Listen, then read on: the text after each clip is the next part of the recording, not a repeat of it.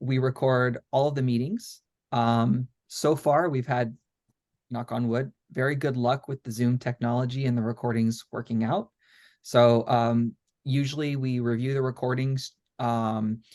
Every once in a while, there's something someone shares that maybe they didn't want to have shared with everyone else, or there's parts that we just remove to make it a little bit more smooth. But we record all of the trainings with the exception of the breakout rooms and then the experiences. And that gives everyone an opportunity to have a sort of safe, protected environment to share with each other just in the moment.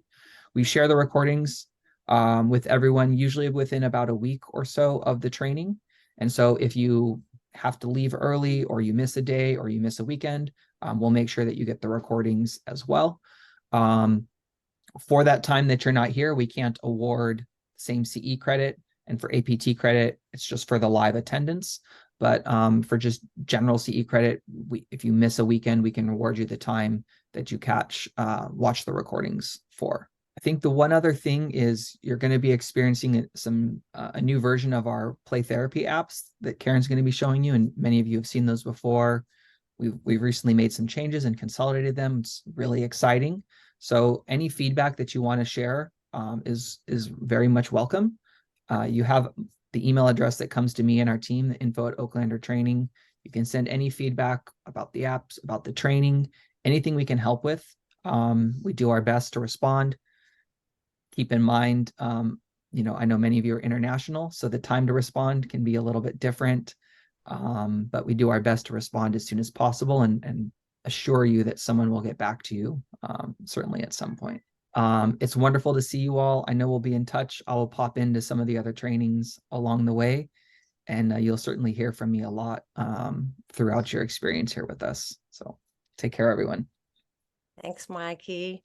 As many times as I do this, Max and Seema know that before we start, I have, like a little mini panic attack of wanting to do the best job to teach Violet's model.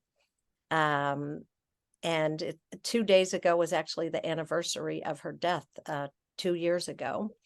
And when I planned this, I've in that multitasking mode of just what's the best time to get this started. I really wasn't paying attention to it. And so it's fitting. And it's certainly a reminder of J. William Worden's Task of Grief, which we'll be covering in, I think, Module 3, to create an enduring legacy of the person that you lost. And so it's you are all giving me and us that opportunity, and for that I'm grateful. Okay, so this weekend, which is our part 1, is the introduction to the model. We sent you an agenda, but behind sort of the introduction is a lot of experience to ground the theory for all of you. And I want to start, Seema, do you mind? I know it's late there. I want to start with a poll. If something doesn't happen immediately, I start to panic. Especially at this time when we're just getting started. So I want to get as much information about what our starting point is as a group as possible. Okay. Did everyone participate who's going to? Maybe so. Yeah. All right. These, if you don't know about Zoom polls, they are anonymous. So that's one thing. I didn't really ask any really personal questions here, but I can't tell who has responded and who hasn't. All right, so I will end the poll, share results. Okay, can you see this? Yeah? Okay, great. So, for most of us, it's morning. some afternoon, a few evening. So thank you for those who are starting this late. I have a few people in Australia. Hi to you, who will be listening to the recordings, and I'm going to have a separate meeting with them for my afternoon so they don't have to be on this training in the middle of the night. Okay, so many of you have read Windows, a few less Hidden Treasure. 4 of you have received training already, so not too many. Some of you have read Healing Through Play. 3 have attended just for now. Most of you work with children. I did a poll for an article I published about this, all that's happened during this time, and 85% of the respondents said that they would be working hybrid after the pandemic. Many of you have not used the online apps, so that will be fun to introduce to you. And did anyone put things in the chat? Saima. So you can hear us, yeah? Yes, I wanted to hear it clearly with the mobile, so I joined from laptop and mobile.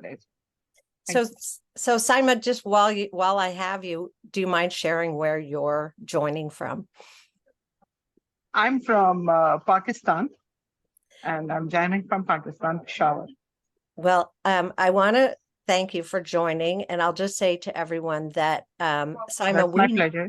We know that you have tried for many years to attend when we were having this only in person, and you were right. You were prohibited by visa reasons, unfortunately. Yeah. So I'm so happy that we could at least have you join online. Yes, finally I can have the training. I'm really excited. Thank you for the opportunity. Yeah, maybe even the last 10 years. Those of us at the Violet Solomon Oaklander Foundation would say, how do we get Saima here? And we couldn't overcome. I got the visa late. Yeah. She gave me, she talked to me. I was really fortunate to talk to her. And I really like her work, and I have been using it for last 15 years. Well, welcome and pleasure to get to meet you here. Okay, so I want to introduce more with more detail, Seema Omar. Well, maybe you could introduce yourself. You're right here. I don't need to talk about you while you're right here. Hi everyone. It's really a privilege to join Karen's training, even just briefly. And yeah, I'm in Sri Lanka. What can I say? I am a big Oaklander fan, and yeah, I worked with children a little bit more earlier, but now I'm working more with parents. And yeah. Well, you're understating it by about 10,000 words. But so Seema came to California to do the training from Sri Lanka, and we connected. I ended up going to India to do a training with her and visit her amazing place in Sri Lanka. And what Seema does, among many other things, is incorporate movement into this process, which, as we're going to go over, is a crucial component of Violet's model. And so she has generously, thankfully, even though it's almost 9 p.m. her time there, put in movement experiences for all the trainings, and came out here last October, this time of year. Anyway, So we're going to get that as part of it. And you're going to experience some of her movement and we're going to explain sort of the method behind what she does as we go along. And it's going to be part of one module so that you can use it in your practice if you want to. Okay, so that we're going to go to that next. Max, if you could just introduce yourself, and then we're gonna start with Seema. Hi, good morning, everybody. I'm Max Greenberg. I live about 2 miles away from Karen, and I've actually known her almost my whole life, probably since I was about 4 years old. My mother and her took Violet's training back in 1995. I think we finally, was it 95? Yep. Settled on what the date was. Yes. Okay, so it was 6 years old, 6 years old. Yeah. So I've been exposed to the training nearly my whole life, and I went to school, I grew up, I got my master's in counseling, and now I actually work as a high school counselor here in Los Angeles at a Jewish private day school. And I've been helping move boxes for the trainings when we were doing it in person since I was about, I don't know, 16 years old. And I've been participating finally as a participant in the trainings for about the last 10 years. And oh no, more than 10 years now. Wow. It's been a while. Yeah. And helping Karen just run some things in the background and share some exercises and help all of you if you have any questions about any of the model or here on Zoom, any of the tech. I'm just going to be bouncing around from different breakout rooms and happy to help out in any way I can. So please feel free to chat me if anything comes up, and I can try and help. Okay.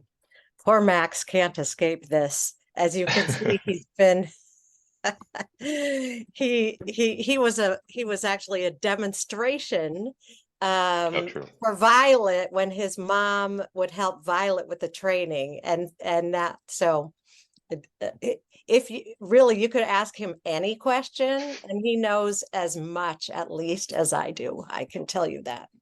So what's it like to be a child being having the Oaklander method used on you from your mother? You can ask that one. That's a highly specific one, but I think it's applicable. Oh my goodness. Okay, so Seema, I'm going to spotlight you, and these movement, well, you can say about this being optional and at people's comfort level, right? Yeah. So I'll invite everyone to stand up, but it's not compulsory. You can follow as much as you can, even while you're sitting. It's going to be very simple today and gentle, but even with that, take care of yourselves.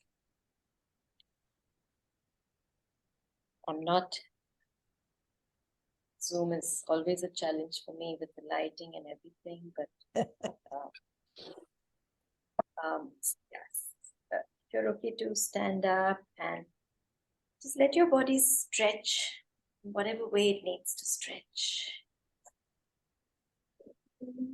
Let a yawn come if it wants to come, make some noise, stretch crosswise, bend a little bit back and a little bit forward. Crosswise a little bit.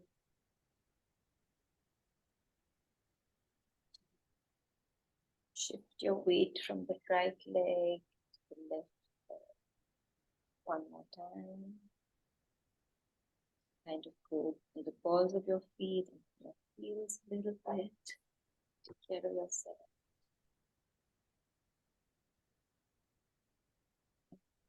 Do a neck rotation to one side, and then to the other side.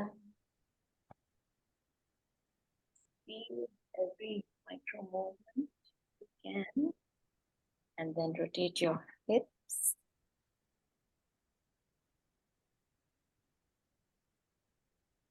One side.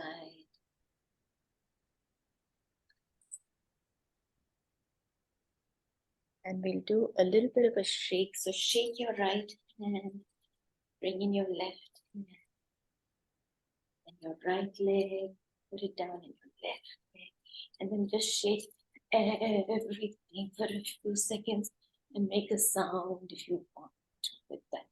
Oh, just let your mouth relax.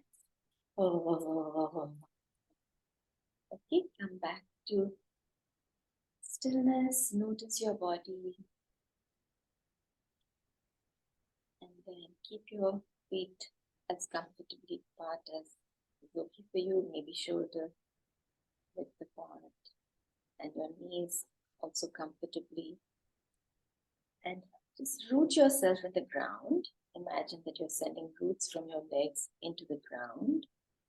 And lift your hands up as if you were a tree. And you might close your eyes if you like. Imagine that you're a tree. Imagine what kind of tree you are, what kind of roots, what kind of trunk, what kind of branches you have. And let yourself move. And notice what's around you. Where are you? And now imagine that there's a breeze. It's gentle at first. It's moving in the breeze. And now it gets a little bit windier. And it begins to rain, and there's quite a storm.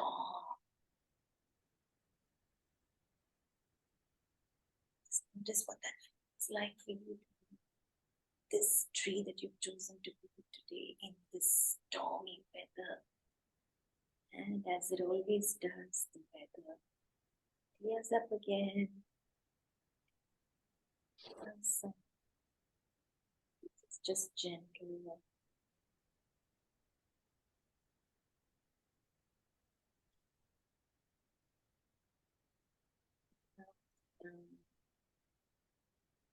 You open your eyes, take a moment,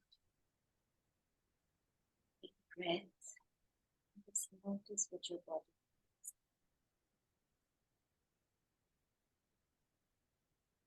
Have a deep breath.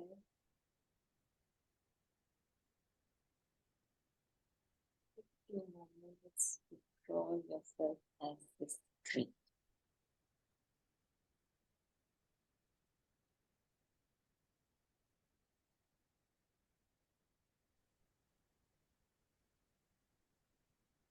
Sorry, Seema, what was the last thing you said?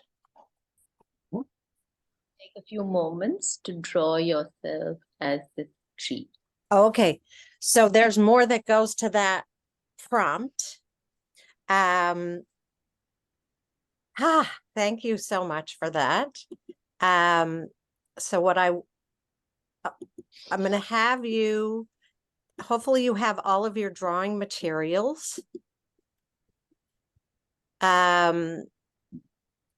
Ready. And then you're going to be introduced to the gallery app. I'm guessing no one here has ever used that. Aaron, I'm sorry, I'm going to interrupt you just for a quick second. Yeah, go ahead. Today, I need to leave just now. You're So leaving I won't now. be here. Yeah, Okay. my husband is waiting for me. Okay. I'm going to leave you just now. And take care, everyone. I'll see you all tomorrow. Thank you, Seema. Bye, Seema. I'll share the gallery with you. Thank you. Thank you. Okay. Bye. So Max, if you could please, okay. So the prompt is you imagined yourselves as trees, and we're starting right with the process of projection. And you have two options with drawings in this training, thanks to this gallery app. If you click on the link, or Max, will you take people through this? Yes. So, Karen shared a link in the chat that you could click on that will take you to a gallery. And at the top left corner, you'll see a use photo. So if you have your phones or a camera with you that you can upload a photo to your computer of your drawing, you click on that use photo and it will pop up there in the gallery. And then on the right, there's a submit button. that'll put it amongst all the other pictures. Or if you would like, you would see a QR code right here, which I've copied, but I'm having trouble putting it in the chat, so I'll continue to try to do that. You could just go to your camera app on your phone, scan the QR code, and it will take you to the same link that you see here in the chat. Same process will apply. And you can just, whoops, that's the wrong whiteboard. You can draw on this whiteboard and submit it Sure. right from here if you want. So you can make your tree, or you can make this as I'm doing. And then I can put my name. If you want, you can put your name, submit. And then go to the gallery, and here's my picture. And so for as many of you as want to either to draw your own tree, however you imagined it, or to use the whiteboard drawing the tree, I'm hoping that you, as many of you as possible, will use this gallery option, because what I wanted with this particular application is that if we were all together, we could see each other's pictures. We could look around the room and see each other's pictures. And so I had our developers do something as close as possible to this, where we can all see it here on this gallery. So we're going to be using this a lot, and it's not a requirement. Anyone can always hold up their drawing to their screen, and that's completely fine. But we've worked on this to make it as user-friendly as we possibly can, but we're not here to frustrate you. So whatever you can do, and Max is good at explaining it if you'd like to use it. Okay, some people are getting it. Yay. Of course, if you have markers and paper or crayons in front of you, that works as well. You can do a regular drawing. This is all about a time of choices. I could not use the colors I wanted, so I will upload mine. Okay. By all means, whatever works best. What we talk about with this model is to give a lot of choices. So if we were in person, I would give you about 3 different size paper choices, because some people like to contain their drawings on a smaller piece of paper, and some people like to expand out something like a tree and make it really big. And some people like markers, some people like pastels. So, and all those ability to make choices is actually part of a sense of self. So, I'm happy that you're making the drawing that works best for you. That's what this is all about. I'm surprised I haven't actually done a drawing off my phone yet, and just realized if you flip it sideways, then you get all the options. Thank you for noticing that, because that would have been a text to Mike while he's driving. So you just saved him from worrying while he's driving. That's good. Okay. Mine just disappeared when we got people uploaded, and the one I was drawing just disappeared. So I need back in. You want the I will say that this gets easier. And what I have done from the minute COVID started, when I had the online Santray released for people to use, is I really pushed the technology part of this work. And so there is some frustration with it, which I know, and I I sort of apologize for, but I can't apologize for the technology. But I do use it a lot to try and make this an experience for everyone. So I just put it in the chat again if you need it. And if it doesn't work out for this drawing,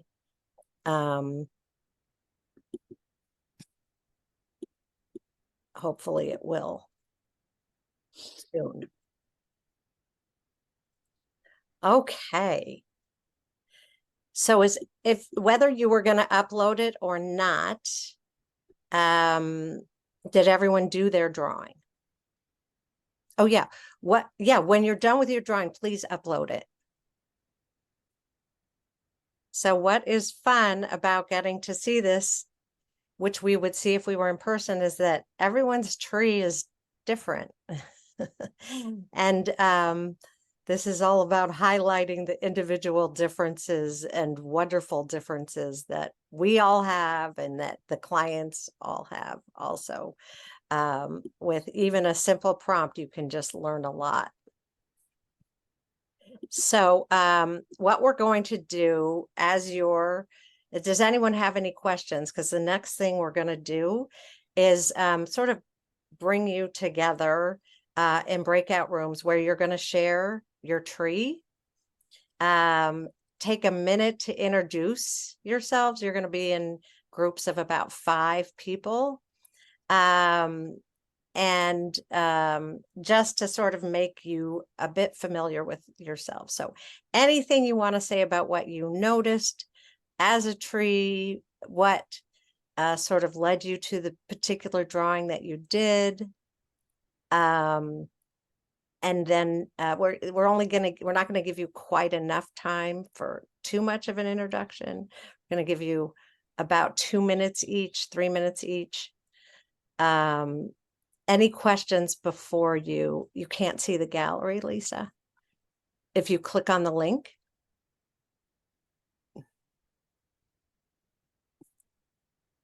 Okay. So we're going to put everyone in breakout rooms. If you're having problems with the gallery, stay here and we'll walk you through it. It says I need to have a password. Yeah, I think you have to try again, right, Max? Mm-hmm. But Oh. Lisa, we'll get you through in 1 minute and put you in a breakout room after. Okay. Okay. It failed. So you can just show your drawing, or you can stay and we'll help. Either way. So because what's more important is that you meet each other in breakout rooms and not want to throw my gallery app wherever you so I'm sorry. And Nancy, yes, I will tell you, as you can see, there's a few steps, but I have made it so that people can have access to it for their own groups. But there's a learning curve. But yes, you would just email me and we would get you your own account for this. All right. So take 10 minutes, introduce yourself, if you don't mind, your tree, and then we'll bring you back. There we go. Huh. Did it work? I made a fake tree and then it took me to the gallery, but when I did it through my phone, it didn't let me get into the gallery at all. Okay. And I can't get into the gallery when I just get the blank. It says, then over here in the right-hand corner with the lines, it says to find gallery or see gallery. But when I do that, I have to have a login and a password. I have the situation. Okay. Sorry, I don't want to start out with you frustrated. So what would you say, Max? Should they just re-log in again? Try again? Yeah, I think so. I mean, do that I go works ahead and for- use my email and my password? No, Oh, okay. no. Hmm. Don't use your email and password. Okay. Yeah. So click on maybe you want to share? Well, here's the question. Do you want to go in a breakout room and meet people? Or do you want to work through this? It's your choice. I'm going to stay after this training and help anyone who wants. Okay, I can go in and meet people. Okay, I'd rather you do that. Okay, that's fine. Just show your drawing. Okay, so Max, I'm going to need you to invite me back into 4. I think it's- Okay. All right. Let's see. If you go down to the bottom and click breakout rooms, do you have the option to join? Breakout rooms. Is there an option on the bottom of your bar that says breakout rooms? Or it says more. Mhm. Oh, there's join breakout room. Yep. Okay, got it. All right. We'll Sure. see you back soon. Thanks for trying. How was the breakout room? The problem on Zoom is I don't get to see the sharing that goes on. Max and I are here just hoping that people come back in. So how was getting to meet each other? That was nice experience. We introduced ourselves. We discussed our drawings. And we were just trying how to get back to the main room. And then we just clicked the leave button and then we just ended up in the main room. And here you are. Well, Yeah. I always Fine. think, yeah, I still haven't gotten used to it, and I've done so many trainings on Zoom, but I still think, are they coming back here? Is everyone going to come back? So anything that you notice that you have in common or really different, or any awarenesses? How was it to share about your tree?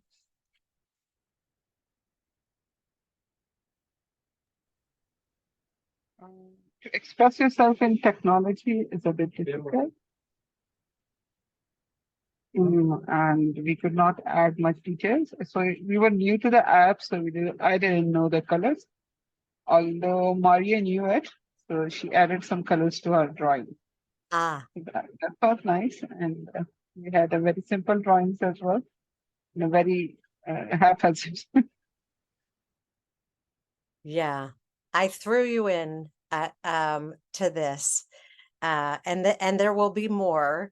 And it is my hope that this is accessible to all of you to the extent that you would like it to be, as part of it. Thank you. So, anything else? I noticed that people were really intuitive with their choice of colors, and they really like when you say like draw a tree, like of course people are going to draw a tree, but then some people really took it that extra step and gave it that like personal touch, which I thought was really cool. Yeah. Yeah. That's great to notice for sure. And did anyone have a connection between the movement that Seema led us in and then the subsequent drawing? Any thoughts about that? Yeah, I did. I did interpretation of the tree. I love trees.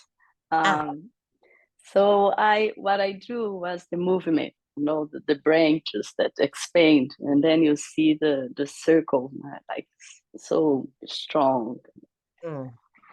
That's what I did. I think if expressing how I feel here, meeting each of you today, I like to meet people. I like different cultures. Yeah.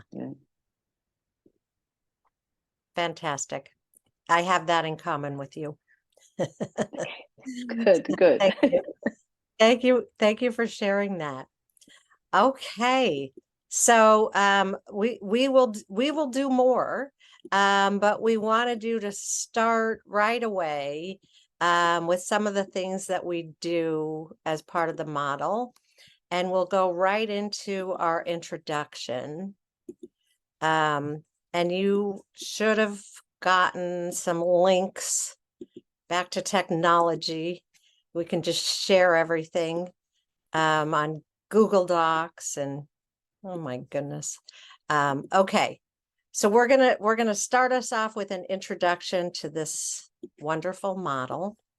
And here's Violet and I at a conference, and Violet adapted the principles of Gestalt therapy to children in a book that she wrote called Windows to Our Children in 1978. And I need to update this slide because it's now 17 languages.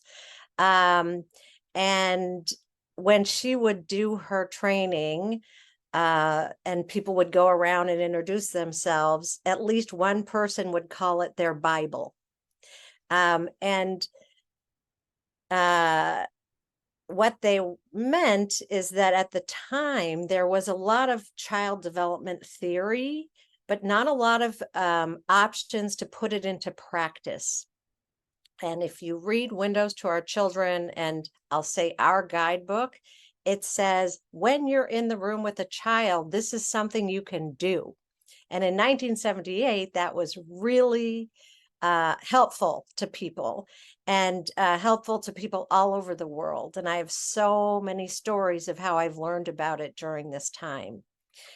Violet, I have a video, so I'm going to be brief here, but she, as a special education teacher, the best practices at the time, which was what, 80 years ago or so, 75 years ago, was to have sort of like my back wall here, a blank room, because then they weren't calling children who were in special education neurodiverse. They were saying they were learning disabled, all the labels. They needed something that wouldn't distract them. So Violet at the time was so ahead of her time, and she thought that was incorrect. She brought her guitar in and filled the room with music. She had tons of colors in her room. She had toys, and she made her room so lively. Her children were singing the spelling rules. And she talks about a principal that she had at the time who would come in and say, your kids are having too much fun, as though, you know, that is antithetical to having an education. But teachers with the more typical students would come in and see what she was doing because her kids were thriving. And because of her book and how helpful it was, people asked for her to train their organization, supervise them. And so she started traveling all over the world. And as she got older, like 80, Max's mom, Sue, you're going to hear me say Max's mom, Sue, because Max is here. So it was her idea actually to continue her work with the foundation. I took over her role as president, which I will say there was no competition for that role. I'm still very proud to have it, though. So here's just some book covers. And okay, so I guess there's 16 languages. A few got translated during the pandemic. Here, you see this one, this Serbian translation. So this was published during the war in the former Yugoslavia. And Mirella from Bosnia and Herzegovina reached out to me during the Just for Now call and said, I just want to thank Violet. Violet was still living then, because this was the only book that we had to work with children during this horrible time in our country. So I said, well, why don't you come on a Just for Now, because Violet was participating in them, and she did, and thanked her.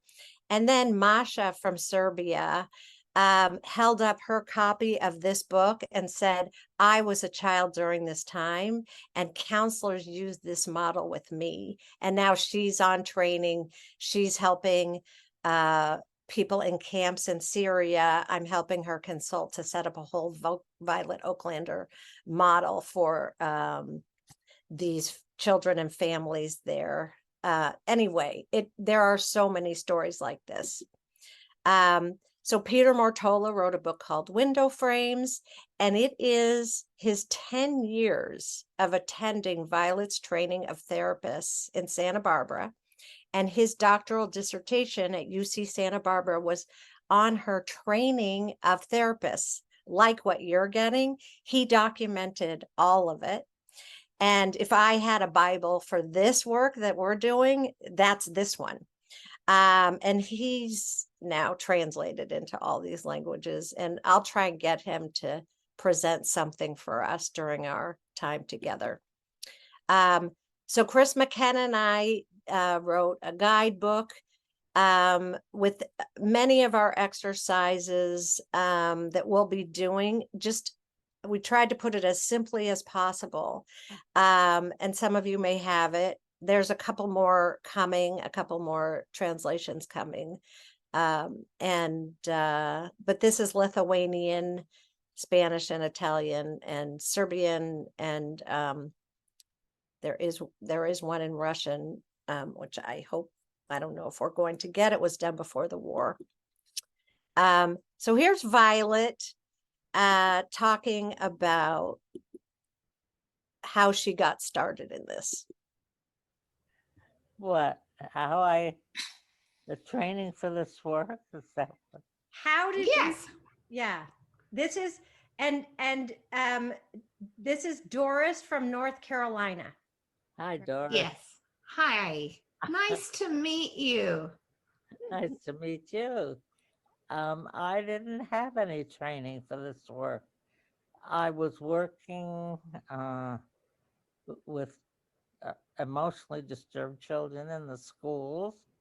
And during that time, I had a personal experience with a Gestalt therapist. I went to a training, and it was an amazing experience for me. My son, who was just about 15, died, and I went to Jim Simpkin, his name was, who is not living anymore. Anyway, he did this training at Esalen Institute in Big Sur, and I went, and it was an amazing experience for me. So I thought, how could I bring this to children? And he was a very renowned Gestalt therapist. Anyway, I was very impressed. So I entered the Gestalt therapy training program in Los Angeles, given by at that time, the Los Angeles Institute for Gestalt Therapy. And I did that training for 3 years. It had nothing to do with children. It was just a Gestalt therapy training. But it was so important to me that I began to think, how can I bring this to children? So I thought a lot about it and did some work with myself and came up with this training program combined with using a lot of expressive techniques, which I knew children enjoyed doing, and began to experiment. And I found it very, very important and successful. And that's all. That's really how it all started. Okay. Thank you. Thank you. How valuable your work has proven. Thank you. Thank you. So invited her to every training that I ever did in person and online. And thankfully, she always said yes. And so I try to bring her in as much as possible for us. So on one of the Just for Now meetings, I said how Masha from Serbia held up her copy of the translated version. So here's what happened with Florence in Kenya on one of the Just for Now calls. The first book that came across for play therapy, which is windows to our children. And I remember that I used to carry this book with me when I'm going to schools. I used to use it to prepare even before I got the training. This was the first book that I came across.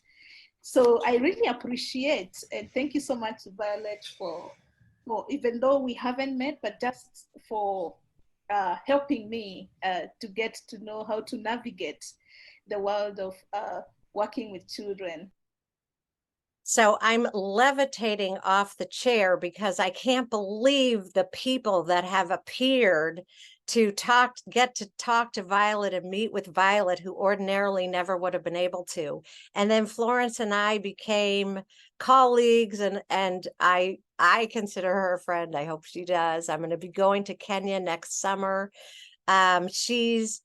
You might meet her in the latter stages of this training because I haven't offered 7 and 8 before. So anyway, and there were so many other people like that. So here's me. Let's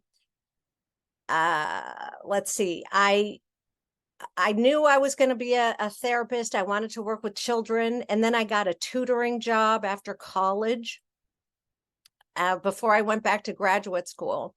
And I saw that even with my very limited skills and for sure no experience, that by helping kids do better in school, to the extent that I was able, they actually felt better about themselves and maybe didn't actually need therapy.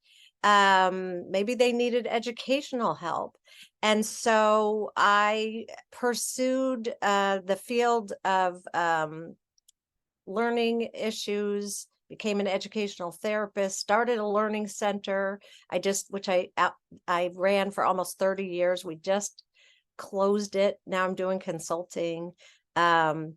This slide is also wrong. We counted our files by closing it. We had 9,000 files of children. And then when Violet stopped doing the training, a group of us, including me, continued her training. I've had this just amazing opportunity to work with 44 different countries. And this Healing Connections, this last logo here, is what I'm hoping that some of you will have, because my meeting Seema, my meeting Max's mom, Sveta in Bulgaria, who met Seema in Sri Lanka, Masha, who met two people from Italy met someone from Argentina who work with teachers. The connections have been amazing. And so I decided that's really what we're doing here. I certainly want you to learn Violet's model, but just some of you are going to be really like-minded. And I hope for you that you connect through what might bring you together. So here's the flyer. When Violet died, her family gave me all her files and she saved everything. It was before the digital world. So this is the flyer that I first went to her workshop. And I thought, oh, this is how you work with kids. It just clicked with me. I signed up for her 2-week training in Santa Barbara. Sue, Max's mom, and I approached Violet and said, can we have supervision with you? Because she was in Santa Barbara at the time. So we drove up once a month. She said yes. We drove up once a month to have supervision with her. And we did it from this summer of 95 until she died in 2021. And this is what I always say is, if there's someone that inspires you, approach them to work with them, because you won't regret it. You just never know what it's going to turn into. Here's my family. We're going to update these pictures because this is a married couple. There's now a grandchild in our lives that should be, in our minds, front and center. I have 2 college age kids. He is with a serious girlfriend, so we'll have some updates after this Thanksgiving when we'll all be together. The miracle is this was during COVID, November of 2020. So it was the first time we could all actually be this close together safely. And then that the dog stayed still. We still don't understand how that happened. But we, cherish these pictures. And then Violet's model has, in my very privileged mind, been implicitly inclusive. I mean, 44 countries have attended and really appreciated this work. But I realize that during this time where best practices, most inclusivity calls for us or me, I'll just take it on myself to be explicit about how to consider these variables that are on this wheel created by Monique Marshall, pictured here. I have taken a lot of time with her to make sure that we're now explicit. And so when I think about Violet's work in my discussions with Monique and others, and I've had a lot of discussions in the last year or so, this outside of the wheel is, I think, where everyone agrees about Violet's work, the humanity of how she looks at any child seems to be shared by everyone. That's where the 44 countries come in. The way she talks about children, and I promise I'll get to it, the thoughtfulness of it, no one's disagreed. They may like other models as well, but everyone seems to think this way. The love that comes across, I hope I can convey it. She works on feelings. She hopes that people have permission to cry if that's appropriate, and laugh for sure. Playfulness, imagination, and humor seem to be what is universal. And that's what I have thought, well, of course, that's implicit. And I'm making it explicit. And then you consider what's inside that outside wheel. And there, amongst this group, there's so many differences amongst and between us. And it's been an opportunity for me to explore my own identity, and based on my identity, how that would impact others. There's actually only a few areas where I'm not very privileged to be part of a included majority. And so that could be why I never had to think about this until recently, but now I really am. And I'm grateful for the opportunity. Because besides age, religion, and gender, mostly I'm in a privileged group. I have a lot of power here, and I aim to use it for good and for positive things. So this will be sort of considered throughout. Max. Hi. So you got to hear a little bit about me. And as I was just thinking about what Karen was saying, I mean, sometimes you just meet people that change the entire course of your life. And I imagine that's how it was for you, Karen, when you met Violet and started the trainings and met my mom. And through my mom going to those trainings, she changed the entire course of my life, because now I'm here with Karen, and my work I do as a high school counselor. Down here in the bottom left was our last prom. Those are some of the seniors, and we went on a senior camping trip at the top right there too. And speaking of some people who change the course of your life, this here is me and my fiance. I was just engaged actually 2 weeks ago. And here's my family at the bottom and all of us at the engagement party. And that's my mom, Sue, in the bottom right corner that Karen started working with so many years ago. And she was the one who started the Violet Solomon Oaklander foundation and aim to continue to carry this work and be able to bring it with Karen going and expanding through all this digital technology to reach it to so many parts of the world that Violet originally started.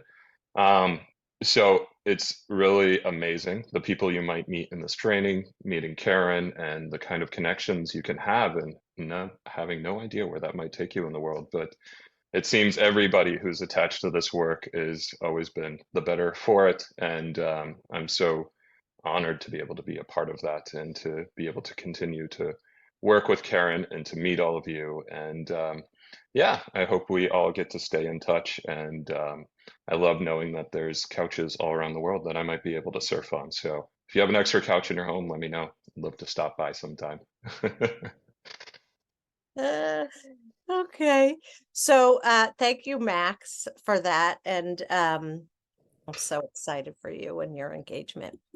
Thank you. So the Oaklander model looks like sand tray.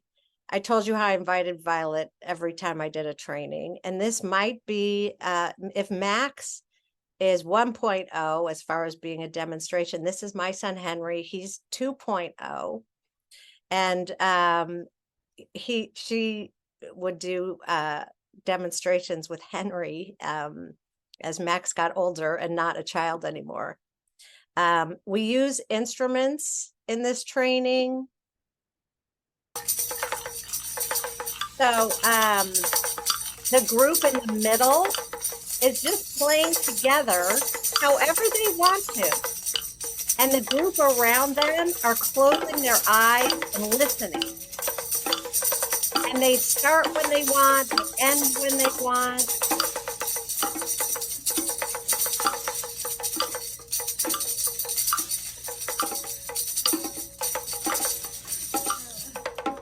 It tells you a lot about group process. Who starts, who finishes, who sort of is the dominant one with the instruments, who hangs back and watches what everyone else does.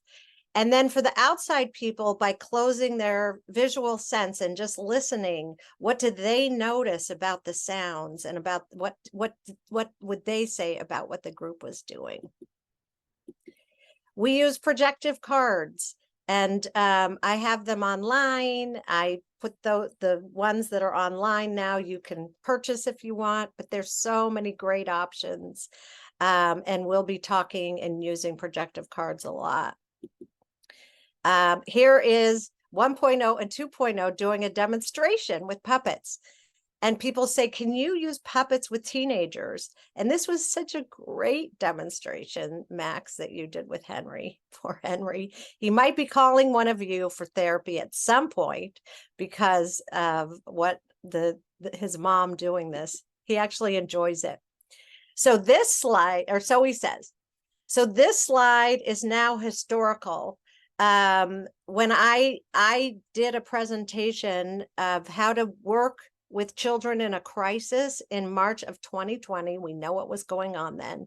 And those of you who talked to parents and worried about screen time, all of a sudden, screen time became the most important asset we had. And it was sort of like we had to bend our brain to really understand and embrace that. So this was a slide that it was news at the time, right? And so I wrote an article called Just for Now, thinking when that was that 2 weeks flatten the curve. So what do we just do for 2 weeks? And I had this Zoom call, and I think 3 of you have been on a Zoom call. So I invited the people I knew. We put it on Facebook. And as you saw with Florence and Masha and Brian from Ireland and Mary Rose from Malta, they all knew about Violet's work and they all wanted to join. And so we would have 20, 30 countries get to meet Violet and talk about how to work in a crisis with children and also just connect, which since we were isolated during that time, it seemed to be great. Here's just an example of how that meeting went. My name is Violet Oaklander, and I'm talking to you from Los Angeles. So this is Lynn Stabler, and I'm in Santa Barbara. Gian Domenico. I'm from Trieste, Italy, in the northeast of the country. Hi, I'm Seema. I'm in Sri Lanka. Yeah, it's lovely to see everybody. I am Michelle. I come from Panama. Yeah, my name is Liz Cervantes. I'm from Mexico, actually. So I'm Chris McKenna. I'm from Manhattan Beach, California. I'm from Central Asia. I'm from Kyrgyzstan. Hello, my name is Ksenia, calling you from Moscow. So at the time, that was among the most exciting things to do, was just introduce ourselves and say where we were from. My name. And then a number of you, maybe 9 or 10 of you said, oh, what apps? So actually there's a new website to go to all of these, but Kathy Mew, who is not a therapist, a technical wizard, sent me an email with a link and said, what do you think of this? She had been to my trainings and helped me with them. And she with her partner who's good at coding, did the online sand trade. And I said, what do I think of this? This is unbelievable. So again, I shared it. We did other ones too. Here's that gallery that some of you maybe hate. I'm sorry. It's now used in 114 countries, all these apps, mostly the sand tray. The sand tray is by far what people use more than anything. And I learned exactly how widely used sand tray is throughout the world. So I wrote an article that was published in a journal about this time, and I talk about this healing connections. If you want to read it, this QR code works, or we can share it with you if you want. It's on the website. I put a lot of data that we collected during this time. Okay, I actually get to some theory here. So when I say that Violet adapted the principles of a Gestalt therapy with children, this is what we mean. The first thing is that we evaluate children for what happened as a result of trauma. What gets lost, restricted, inhibited about who they are as a result of transitions, traumatic events, anything that is causing them some sort of distress to interfere with their healthy growth and development. We try to figure that out. And we do that by using materials that are familiar and comfortable and fun for them, right? So cards and sand tray and drawing and clay, all of that, much of which we're going to be using this weekend. We honor and accept the child as they present themselves. And we may be one of the few people that actually do that when they're struggling.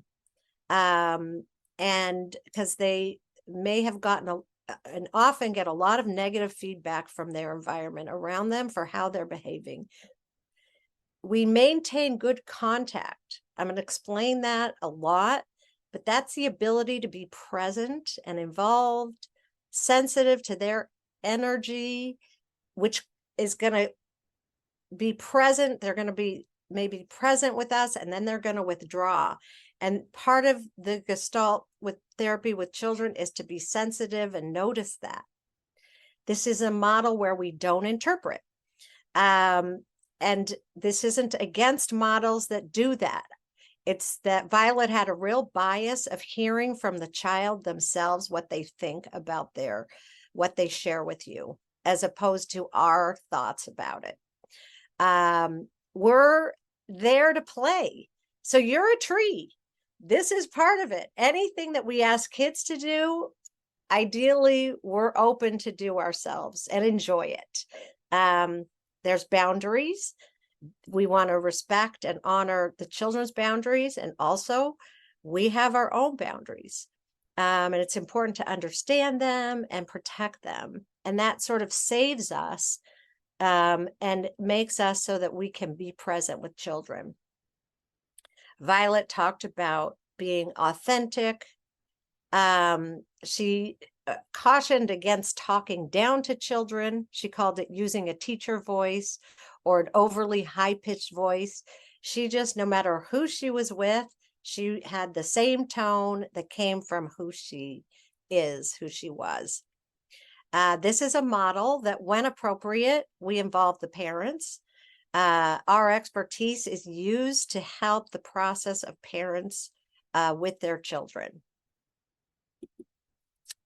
Okay, so we're going to go to the first session, but first I've been talking a lot, and we're going to go for a break, which again, I protect those for us, but I wanted to just get any thoughts or questions so far. Okay. All right. So, you know, I often check in. It's not your only chance. You can even interrupt me while I'm speaking. I'm not fragile in that way. And if for some reason I want to complete a thought, I'll ask you to jot it down. But mostly, I stay flexible to any thoughts or questions you have while we work together. Okay. So I am having us break for 20 minutes, and I will see you back, and I will be continuing with more about this model. Jane, I'm glad you like the music. We have a lot of discussions, and we're just finishing an 8-month Spanish. It's for Spanish speakers. There's a lot of differences, but one thing they have in common is to be able to access this information in Spanish. And so my partners, they were in the video, Liz and Michelle, one's from Panama, one's from Mexico. So they do the Latin playlists. And oh my gosh, I should share that with all of us because it's great, fun music. Okay. So our plan is to continue with this introduction to the model, and then we will have some experiences to sort of hopefully be engaging and also help you understand it on a different way besides the PowerPoint slides that I have here. Okay, let's see. Am I showing the PowerPoint slides right now? Yeah, you can see those. Thank you. Okay, so a first session, there is this list that I have here, but what I say in this training and consultation and remind myself when I have a first session, the point of a first session is to get to a second session. And I say that to take the pressure off of all of us to worry about, we have to accomplish so much. And really it's to get enough of a rapport with the family and with our clients to have them want to sort of come back enough so that they're willing to. And so the first thing is this contact. We want to be in contact with them, which is, again, the ability to be present. We're checking to see how present they can be or are willing to be with us. We ask the question, do you know why you're here? And usually, what do they say when we ask that? Some version of that. Anyone want to tell me your experience? Tell us your experience. A lot of times I think they say, I don't know. I don't know, right? And isn't that funny? Because they do know enough, like they got in the car, right? They went to your setting. It's not soccer, it's not the dentist, it's you, right? To see you in New Jersey.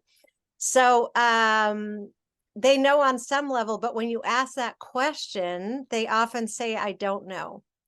That's my most often said. But we ask that question not to put them on the spot, or that I expect anything from that question, but I want them to know right away that I care. Because I have talked to their parents and maybe teachers and psychiatrists and whomever else is going to have input before we start. But I want to know what they think, even to hear they don't know. And that's part of getting everyone's point of view. When a child is struggling, often you have a really stressed caregiver or one or more caregivers with a lot to say about why they're here. And I try and start with the client, and if there's other kids there, I go with them, or I'll say, you pick, who do you think should go first in talking about what brings you all here. It's a time to set boundaries. We start on time, we end on time. Financial issues, to the extent that you're part of them, or maybe your agency handles that. It's a time of evaluation. And what is our procedure for how this happens? Who drops who off, and all of those things. Who's picking them up? Who's responsible? We talk about confidentiality right away. I've had a number of first sessions where the content that was revealed was reportable. Here in the US, we're mandated reporters. And so I want them to know that before they do too much talking. And when I talk about goal setting, this isn't just the goals of get along better with peers, stop hitting their siblings, sleep issues, right? What goals does the child have? What do they want out of this? And again, that could be is it Katya? What you said, I don't know. What would you like out of this? Okay, that's fine. But again, I'm asking them what else they care about that maybe could be something we accomplish together. And then this anger piece, discuss anger. I always get sort of people say, wow, really already? Yes, we're going to spend time on anger because it's a real strength of Violet's model that she directly addresses it, encourages it, normalizes it, explains why it might be avoided. And then in this drawing, I also inherited all of Violet's drawings. And so they're precious and amazing. So here's a first session where she had a child draw each member of their family as objects, and then explain it. And see, she would write notes right on the drawings because she wanted them to know that she cares about every single thing that they say. And sometimes she would use colorful markers. And then she would check with them and make sure that she got all the information correct. So Jenny likes rainbows. And so the first thing you would say is draw each member of your family as an object, and then say why. Well, Jenny, the sister, likes rainbows. And then say one thing you like about them and one thing you don't like. Well, there's the anger right there. Often if you say, well, what makes you angry? People say, I'm not angry. They'll deny it immediately. But if you say one thing you don't like, you're sort of starting to open the door for any anger or aggressive energy. So Jenny likes rainbows, is generous, one thing he likes about her. And then one thing he doesn't like is she hits. And then about himself, this is a male client, always active. And that's throwing the football. Dad always writing sermons, nice, and yells. One thing he likes about his dad, nice. One thing he doesn't like is he yells. Mom always running errands. Max, who's a car person, noticed that this was a drawing from 1978, and it's a Celica. So these are really old drawings. You see all the ones that are like starting to fall apart, the bottom there. So mom's always running errands in her Celica, nice, and hits. So you might not have gotten any of that information if you asked them. And they certainly wouldn't be as engaged typically as look at all the information you got from one drawing about it. And often when this comes out, parents are surprised at how revealing these things can be right in a first session. And we hit the ground running. Look at all the hitting and the yelling. There's the anger right there.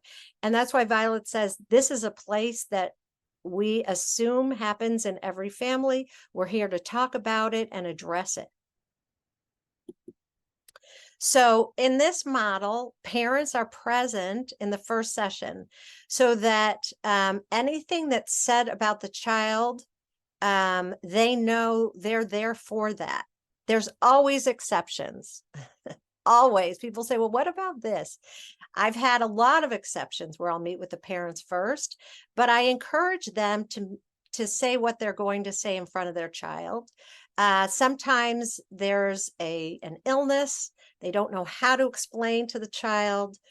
There's a divorce upcoming, and they want to just get consultation about how to present that before. I understand all of that, and often change this up for those situations.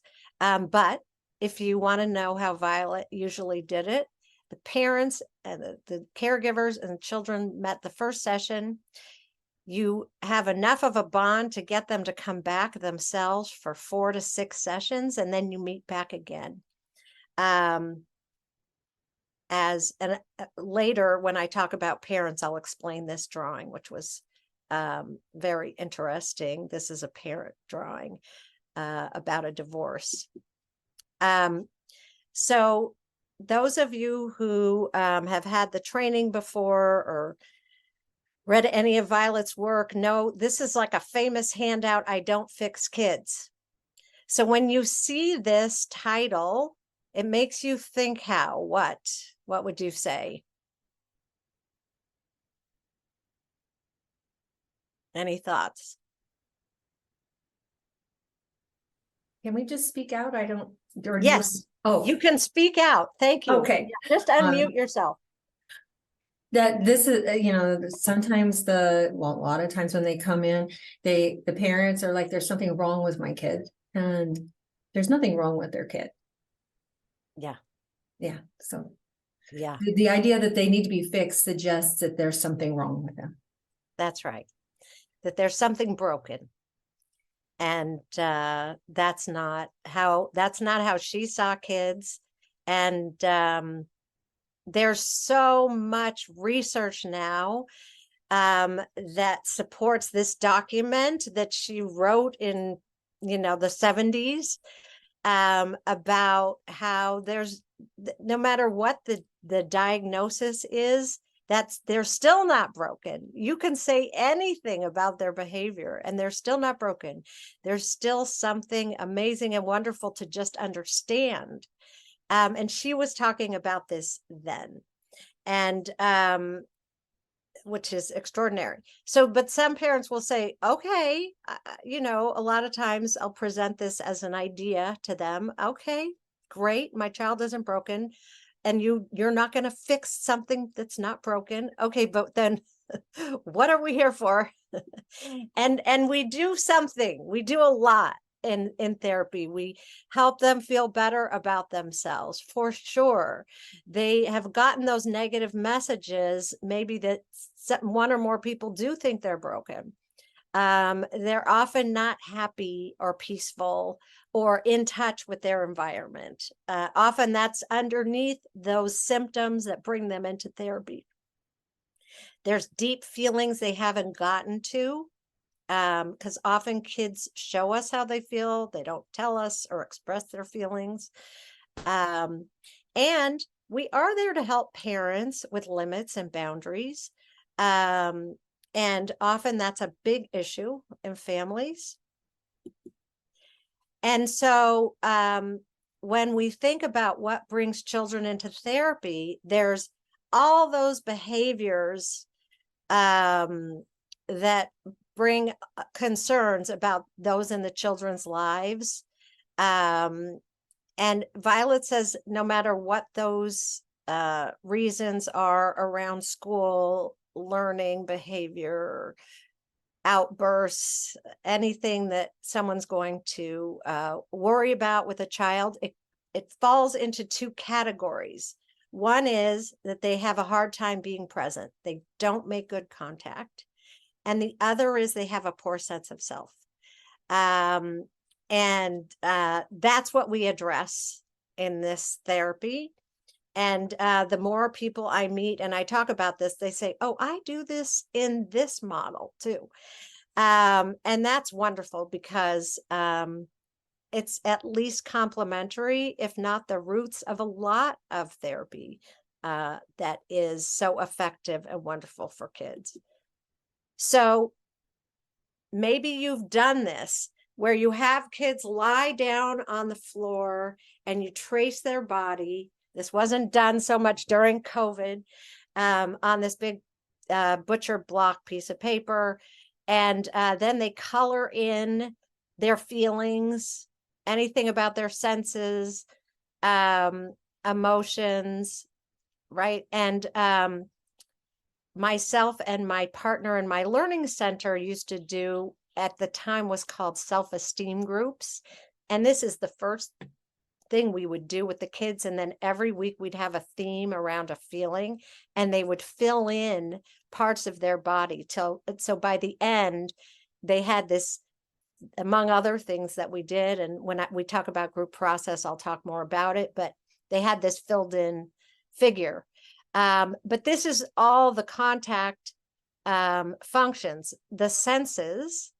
And we will talk about this sixth sense, which is helping kids with intuition. Having contact with the body. We started that with Seema's experience with us. I didn't just say draw yourself as a tree. What she had you do is imagine and move your body like you're a tree so that you get that full contact with your body. Maybe your emotions were engaged. Maybe not. And then you're following directions. I certainly, for some people, frustrated the learning part with jumping into that gallery app. But kids often have issues with learning, and that gives them distress. It keeps them from being able to access the learning in their school day. So when we talk about sense of self, here are some aspects of what we mean. So we have the senses, and think about the sixth sense also. What's the knowing that you have? I just knew that it wasn't the right time for this, right? I just knew it was. I just knew when I met Violet that she was going to be someone for me to really learn from. I was so right. Then we noticed the body, the breath, and the voice. We're paying attention to that. I had a client who I met during COVID, so online, and she was in the screen here with her mom, and I couldn't hear her. Her voice was so quiet, it was almost inaudible. And I was checking my my audio button on my computer, like, oh, I must not have turned that on. But then when her mom spoke, I could hear. So I thought, oh, it's the daughter just having a very low voice. and her breath was very shallow. You know, she was just anxious. And then later, when well, it was almost a year later, she went back to school. She was online for much of 5th grade and went back and met her peers in school at the end of 6th grade. And she was eating lunch in the library because she was overwhelmed. She said middle school children smell different than 5th grade students do. She was overwhelmed by being back in person with her peers and the changes developmentally that had happened. She said they're louder, and she was just completely overwhelmed in a sensory way. And it did not come up on Zoom when she was by herself in her room speaking to me. It was when she was back in school. And by the way, when her mom was not with her, next to her in the Zoom screen, her voice was completely audible. So this voice and breath, right? I could tell. The senses started to come out as she went back to school. Then there's this issue with making choices. So I say, draw a picture, use the whiteboard for the picture. Definitely decide on the colors you want, because when the way we make choices affirms our sense of self. Kids need power and control. It's just what is appropriate ways for them to have it. And often that's really hard to manage for parents and teachers and the children that we work with. Defining the self using self-statements. So that identity wheel from Monique Marshall is one way to do it. I am what, right? I like, I don't like. All those ways are helping them define themselves as far as race, gender, color preferences, friendships, food options, anything. This is part of them affirming who they are and how they can share themselves with us. Owning projections. If we think about that tree that you drew and how you were the tree that you were in the movement with Seema, it might have fit for you in your life. Were you strong in the rain? Did you tend to fly around and lose your leaves during the storm? That might have said something about who you are. And we're going to do a lot more about that. But these are ways for integration that we talk about for kids. And all of this is to help them access and express using playfulness, imagination, and humor. Okay, I'm going to talk a little more about this, but are you with me so far? Yeah. Okay, this is making sense. Okay, excellent. Any thoughts? Nope. I have a thought. Yeah. I think I get confused sometimes with like, what's the purpose of like the senses? Is that being, were you saying that's for them being fully present? And like, what does that do? I think I'm confused as to like the why behind why the sense. Okay. Well, that's great. I'll briefly address it, and then it is my intention that makes total sense by the end of this, from what I'm going to say, but I'll just address it. I purposely give the example of that client who became a middle schooler online during this online time. Her senses were bombarded when she went back to school. And it was affecting her ability to be present in a huge way. She was isolated. Here she came out of being online for a year or so. You know, there was going back, you know, all the things a lot of people don't even want to remember. She's isolated. Then she goes back in person and she's isolated again. She couldn't be present in the school setting because of the bombardment of her senses. the sense of smell, the age, the development, the things that happen developmentally for middle schoolers cause their smells, their body smells to change, their body odor, right? Their voices change. All those things were overwhelming her, so she couldn't eat lunch with her friends. Think also of the sensory sensitivities. I've had, well, she's in college now, but I worked with a family where the daughter liked one pair of underpants, and not even the same brand. The mom tried to buy like 7 different ones of the same ones. She could tell the difference. Same with pants, no labels. And if she didn't get to the laundry, her daughter would usually go to school, but it was super distracting for her because she felt wrong. It felt uncomfortable. And so that also affected her ability to be present. That's just, think of the bright lights.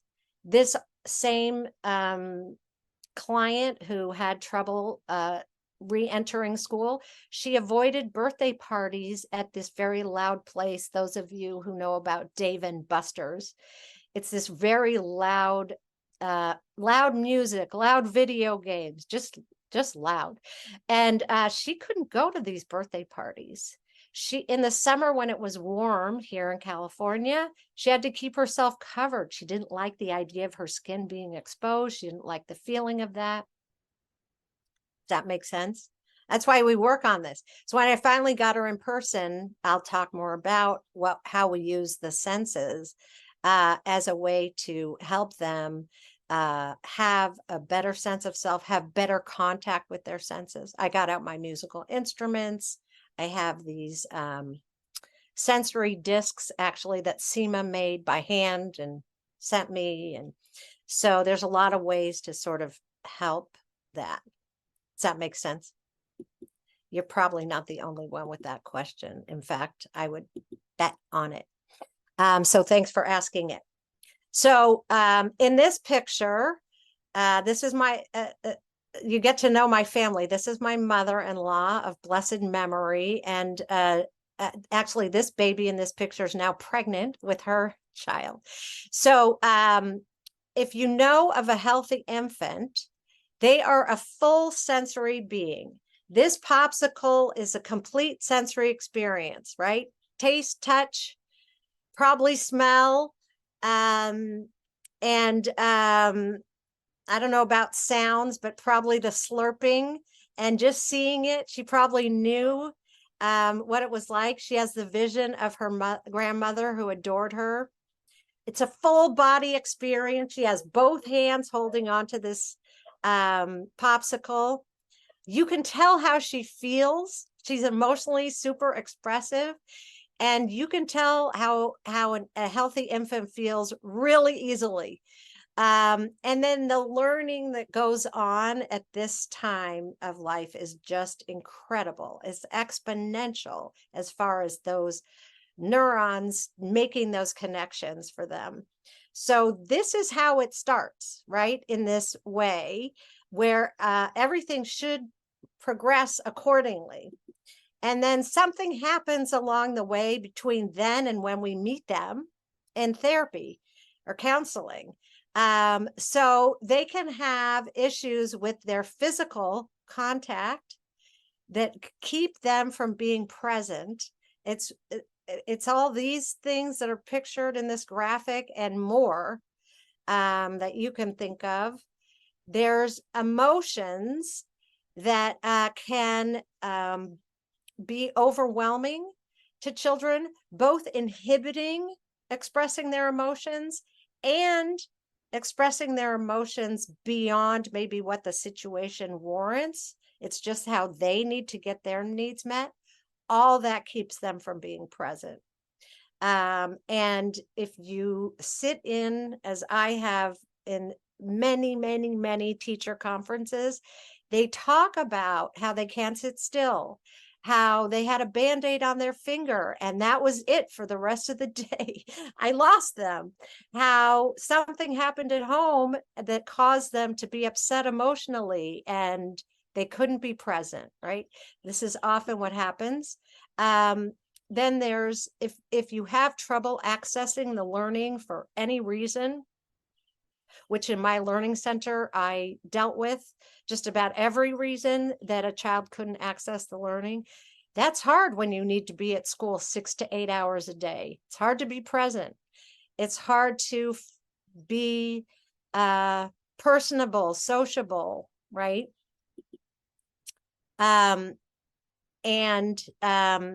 Here is a cartoon that sort of introduces our next experience, which is the childhood drawing. Okay. So, any other thoughts? Any thoughts or questions so far? I thought it was really interesting about on the little list that you gave before about asking the child, what do they want to get out of it? I mean, we have as therapists and counselors, we have our head so full of parents and teachers' expectations. They definitely take over from a pressure point of view. So it's just really nice to just hear the child's voice on that. Yeah, right. And by the way, if that's all you get to in the first session, then doesn't that sort of pave the way for them to think that you might be someone that cares about them in a second session? Because I'm thinking you have paperwork, intake forms, you have the information, the other information you need. But yeah, I'm glad you noticed that. And it's true, it can be overwhelming that we are synthesizing all this information and needing to be present with the child. Can I ask a follow-up question on By that? all means. Because when working with young children and asking them that question of why are you here, what do you want to get out of it? Yeah. And looking at the blank stare on their face, the question that comes into my mind is, how do they answer that question when they know nothing else? Yeah. They don't know what therapy is. They don't know what the possibilities are. Right. And so everything that I'm presenting, I'm here for those questions. Okay, so how do you ask that question of a 4-year-old? And by the way, a 12-year-old might give you the same blank stare, but you could assume that they understand what you've asked more so than a 4-year-old. So with a 4-year-old, I would scaffold a question like that more, right? And I would be probably more informational, like, I am so glad that you are here. And we're here because I know that there have been some changes in your family. Mm-hmm. And one of the things that is implicit, but I'm making explicit, is I will tell the child what I know.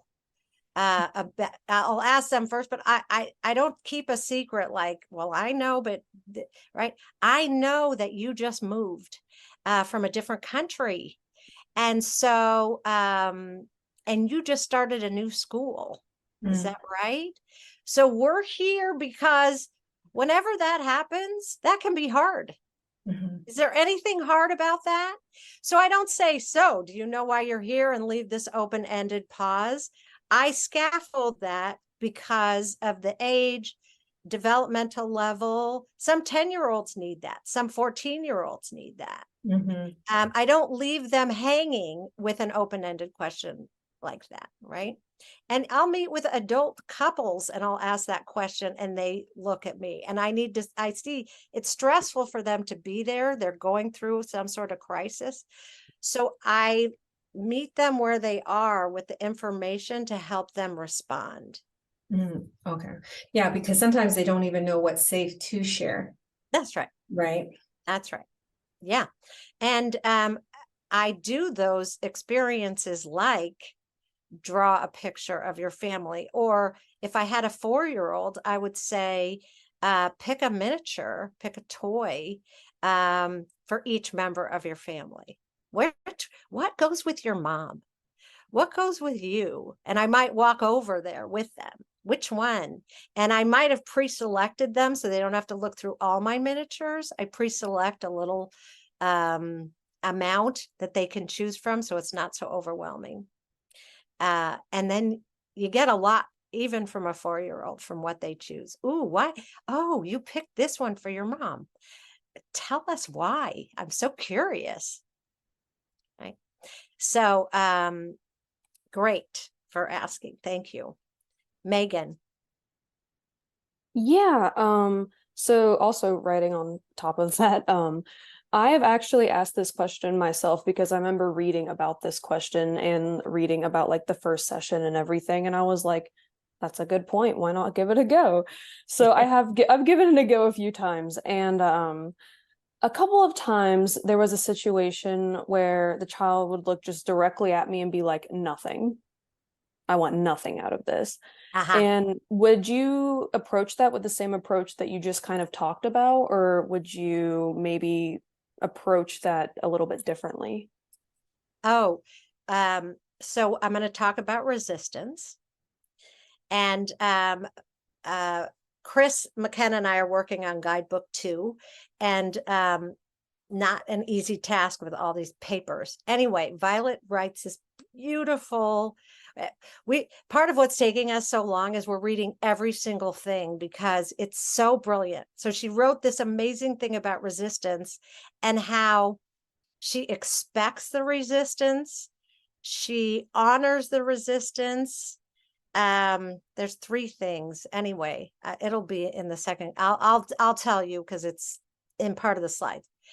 But we expect something like that, where they should have some protection. That's really important for them. And when I talk about the therapeutic process, I'm going to talk more about that. But yeah, you're there for that too. You want nothing. You want nothing. Got it. I am not on your top 10 list. Okay. I understand totally. And it's my intention to move you back to your life and the things you enjoy. I promise. And here's what we'll do in the meantime while I have you. So it's some version of that, and I'll talk more about it. Gotcha. Thank you. And that was actually very validating because that's kind of how I've been approaching it. So great. Thank you. I'm glad. I'm so glad. Okay. So I'm going to ask you to try again with the gallery. And if you don't get to it, again, it's okay. I think a number of you got it, and maybe some of you got it at the end. Max found where the problem is, maybe for some of you, is after you submit, there's a link that says go to gallery. And if you don't click on that, it takes you back to a login screen. So after you submit it, look for that link that says go to gallery. But first, we're going to have you do a little bit of a visualization and then a drawing. So if you want to draw on the whiteboard and that's comfortable for you, by all means, here it is. And if you want to use your markers, pastels, crayons, whatever, that's totally fine too. Okay. So, we're going, if you ever want the scripts, although I think it's in Healing Through Play, the script of this one, and it's Violet's words that Peter noted in this falling apart version of window frames that I have. I just read it. Okay. So, go ahead and you can put everything down that you have if you have anything in your hands, and just get into a comfortable position in the place that you're sitting. And if you're comfortable closing your eyes, go ahead. And go inside yourself and see how you feel. Notice if you have any aches or pains. Just notice it. Notice how your legs are placed, your arms are placed, and feel free to move at any time. If you want to change your position, it's okay. Feel the pressure of the chair and the floor against your body. Wiggle your toes. Notice how you breathe. What I'd like you to do is take a deep breath, hold it, and then let it out. And do that again. Take a deep breath, hold it, and then let it out. And do it once more.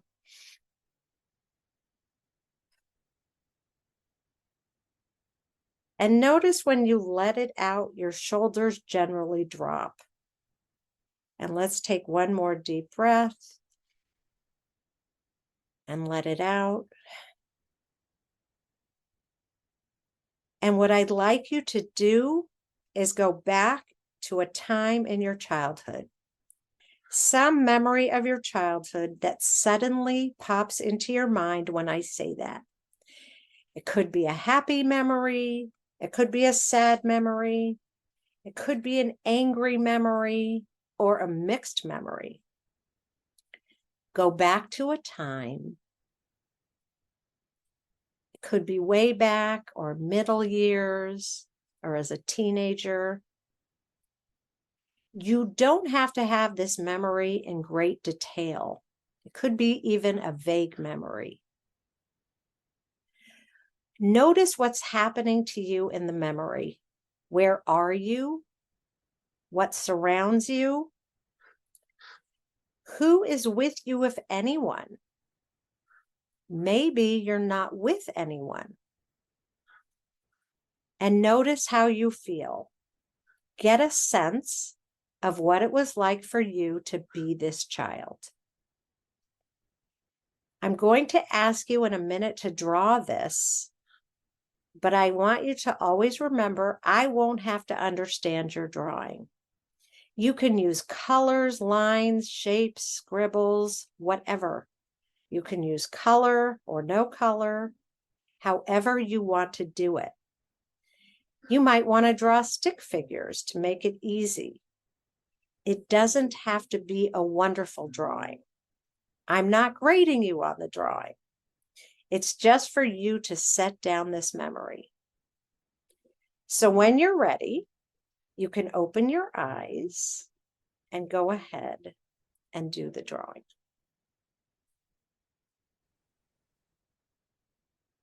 One of the things that people would ask Violet is, what do you do when you have a child making a sand tray scene or a drawing? And what she would say is, you're holding the space for them. And for these times, it's often like a meditation for them to make this drawing. They're sort of using their imagination to think of things. And it can be really nice and something that often isn't provided for them. And then there's some children and teens where they feel self-conscious, like you're watching them. And if I notice that, or they say something, then I'll draw also. I'll make something with clay. I'll take a few sand tray items and, make something so that the focus isn't just on them. So that's part of using your clinical judgment. I'm sorry to interrupt. What about notes when the child is drawing or doing something? Well, if you saw how Violet took notes right on the drawing, the spirit of when you're taking notes is to say, I want to make sure I get everything you say just right. And so I'm going to write it down. So I remember, and when appropriate, I want to just check with you and make sure what you said is what I have here. So that's what you say. You can say when you're taking notes. And sometimes makes them feel self-conscious for you to take notes. And I don't do it in those times, right? So again, that's something to sort of keep in mind. But it's a good question about notes, for sure. Okay, so here are some drawings appearing. Is everyone just about done? Is this going in the right direction, this person right here? With the That is mine. yellow? Yeah, and is it going the right direction? And that's the only way I can get in and see the gallery is if I post there, then it gives me the link. Otherwise, I can't. Okay, but I'm just saying, is this the direction it's supposed to go in? Because I can rotate it if need be. My drawing is actually where it says Lisa's 6th birthday. That's Oh, this is yours. So the one above that, I just want to make sure. I'm glad it worked. Yeah, it's just what I have to do so I can see the gallery. Otherwise, I can't. Okay, well, I'm glad that we can see your drawing. Thanks for sticking with it. I really appreciate it. Those of you who maybe want to use this later, you can rotate it because sometimes when it gets uploaded, it uploads sideways or upside down, so you can change the rotation. Okay, so another minute or so. Here's more. So is there another way so that we can access the gallery? Because I submitted it, could see the gallery, but after I closed it, I can't get back to it. So is there a trick to that? I'm not seeing a button that says how to get back to the. It's so fun, right? So it could be that you go back to the link in the chat. I don't know about closing out and then going back. I never close it, particularly on the training, because I don't want to find that out. Oh, okay. So, but I'm hoping, because I put the public gallery, this is the quote unquote public gallery. I'm hoping you can see this. I can see that, yeah. Okay, yay. Okay, so each time there's going to be at least one opportunity for someone to help me show how to work with these, whatever we make, drawings or clay or sand tray, in front of the group. And this is one of those times. And if anyone's willing to help me show how to use this model with a drawing like this, then I can show the rest of the group. Anyone want to be a demonstration? I'll be a demonstration. Yeah. Okay, great. Thanks, Megan. Yeah, of course. Okay, so here's yours. Yes. Okay. So one thing that I wanted to be able to do is, if we were in a group, I would show all of you this great drawing that you made, Megan, so that we could all sort of get a view. And now we get one like this. So that's great. So what you'd start with is that you would say, I drew this. Just sort of generally describe it, please. I drew a memory of a altercation between me and my sister. Okay. And I'm guessing that's the two of you there, right, in the picture? Yes. Okay. All right. And you're outside, yeah? Yes, we are. Okay. All right. Any other detail, just generally, to let me know about? Well, if you want, I can tell the story behind it, because there is a story. As a sister, she is my older sister. I'm the one standing on top of the rock. Yeah. This is a very specific rock that is in my grandma's yard. It's really weird shaped and it's really big, but I was standing on top of it. And my older sister decided to tease me and tried to convince me that I was adopted and I was found under this rock. My goodness. Okay. So, that's incredible. Well, thank you for sharing that. Yeah, of being course. willing to share that. Yeah, of course. Okay. So, as you look at this drawing, what's it like for you? You know, probably like a few years ago, I would have looked back at it in a little bit of like an anger. I look back at it now and just kind of giggle a little bit, as you can tell. Like I'm very comfortable with it. Yeah. Because she and I used to not have a good relationship, but we worked on it and now we do. And looking back, it just brings back a lot of interestingly silly memories like that. Okay. Okay. Uh-huh. All right. So, as you think about how you feel about it now, what I'm going to ask you to do is pick a part of this picture that you would be, like you're playing a role in a play or something. Which part stands out to you? That is an interesting question. Mm-hmm. I feel like, well, when you guided me through that visualization, the first thing for some reason that came up was the rock. So I'm going to say that I'm going to play the giant weird shaped rock. Okay. So terrific. So you'd say, I am the giant weird shaped rock, or whatever you would say, and then describe yourself. I am the giant weird shaped rock, and I am sturdy. I have been around for a very long time, and I am tough. Okay. And so you're sturdy and you're tough. You've been around for a long time. And so what's that like? What's that like to be you as the rock? There's a sense of peace in being the rock. It's peaceful. I get to provide that. I have memories in my mind of kids playing around me. I have memories of adults conversating on top of me. It's peaceful. I have given a lot of people good memories. Okay. And right now, Rock, you have someone standing on top of you, yeah? Definitely do. And so are you aware of that, or do you know her, or what would you say about that? I am aware of the person standing on top of me. I don't know her, but I feel her feet and her shoes on top of me. And what's that like?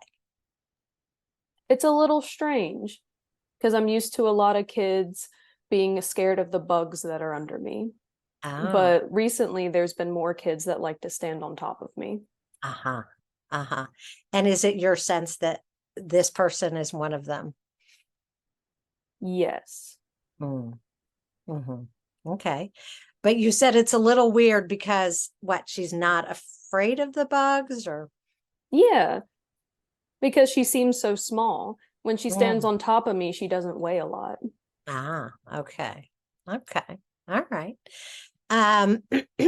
So you don't really know her, but you're aware of her. Yeah. Okay. And do you know about the other person that's in front of you? I sense her presence, but I don't feel her. She's close to me, but she's not on top of me. Okay. Okay. And is there anything that you don't like about being the rock? I don't quite like being stepped on. Yeah. And I can imagine why, but what would you say about that? If I were to step back away from the rock and have like an outside opinion of the rock, is that what you mean? No, as the rock, you said you don't like being stepped on because why? Because it creates grooves and it wears me down a little bit. I've been around for a long time and I want to be around for a lot longer. I see. I see. So you're saying you felt a little worn down. A little worn down, yeah. Okay. Okay. And can we switch roles? Absolutely. So who would you want to be next? I want to be, so one other part of this drawing, this is in my grandmother's front yard, and far away there's a highway. The cars are in the background. I want to be the cars driving by. Huh? Okay. So you'd say, I'm the cars driving by. I'm the cars driving by. And say a few things about yourselves, what you're like as the cars driving by. I am the cars driving by. I bring people from places to places, some people far away, some people that live close, and sometimes people are in, well, if I'm the car, sometimes people are in me that are sad, some people are excited, some people are mad. All I know is that I'm able to bring them from point A to point B. Okay. And cars, you are in Megan's childhood drawing. Did you know that? No, I did not. I'm here to tell you. So, is there any reason you can think of why you're in Megan's childhood drawing? Well, I can be kind of loud. And I know some people, well, I'm not the type of car that does this, but I know that some other cars like to honk. And some cars have engines that really roar. Okay. And so that would make sense to be in Megan's childhood drawing because of the noisiness of cars. Yeah. Okay. Okay. So there's the prompt was for you to draw yourself as a child. And you can say no to this, but I'm curious about you being you as the child, but not everyone wants to play that role. So it's totally up to you. I can totally play myself as a child. Okay. I'm comfortable with that. Okay. Okay. So you'd say, I'm Megan. Hey, right? I'm Megan. And you're how old? Oh, shoot. I was 6, So you'd 7. say, I am 6 because you're being her right now. Yeah, my name is Megan and I'm 6 years old. Okay. And say, describe yourself here in this drawing. Right here, I am trying to prove something to my sister, that I was not found under this rock. And how's that going? Not very well. No? No. And how come? My sister loves to tease me, so she is fully trying to convince me that I was found under this rock. I see. Okay. And what's that like for you, that she's teasing you? Well, I know I wasn't found under a rock because I have a lot of good memories with my family before I even knew the rock existed. So it's frustrating because I'm trying to let her know I was not found under the rock, but she was like, you totally were found under the rock. And since this is your drawing, your imagination, you get to say anything you want as this Megan to your sister right here. What would you want to say? If I could go back and say something else, or if I was in that moment now as 6-year-old Megan, yes, I would say, and her name's Lauren, I would say, Lauren, I'm really frustrated. I was not found under this rock. And how is it to say that? It feels good. It feels does. good being able to look back and think about that and also say that with my own voice currently. Yeah. And we could hear, if you were open to it, we could hear from Lauren. If you wouldn't mind playing the role of Lauren. I could totally play the role of Lauren. So Lauren, Megan, here you are. Nice to meet you. Hey, nice to meet you guys too. Megan just said something to you. Oh, she did? Oh, she did. Yeah, I remember that. And what would you say anything back, or what would you say about or think about what she just said? Well, she's my little sister, and I love to see her reactions to things.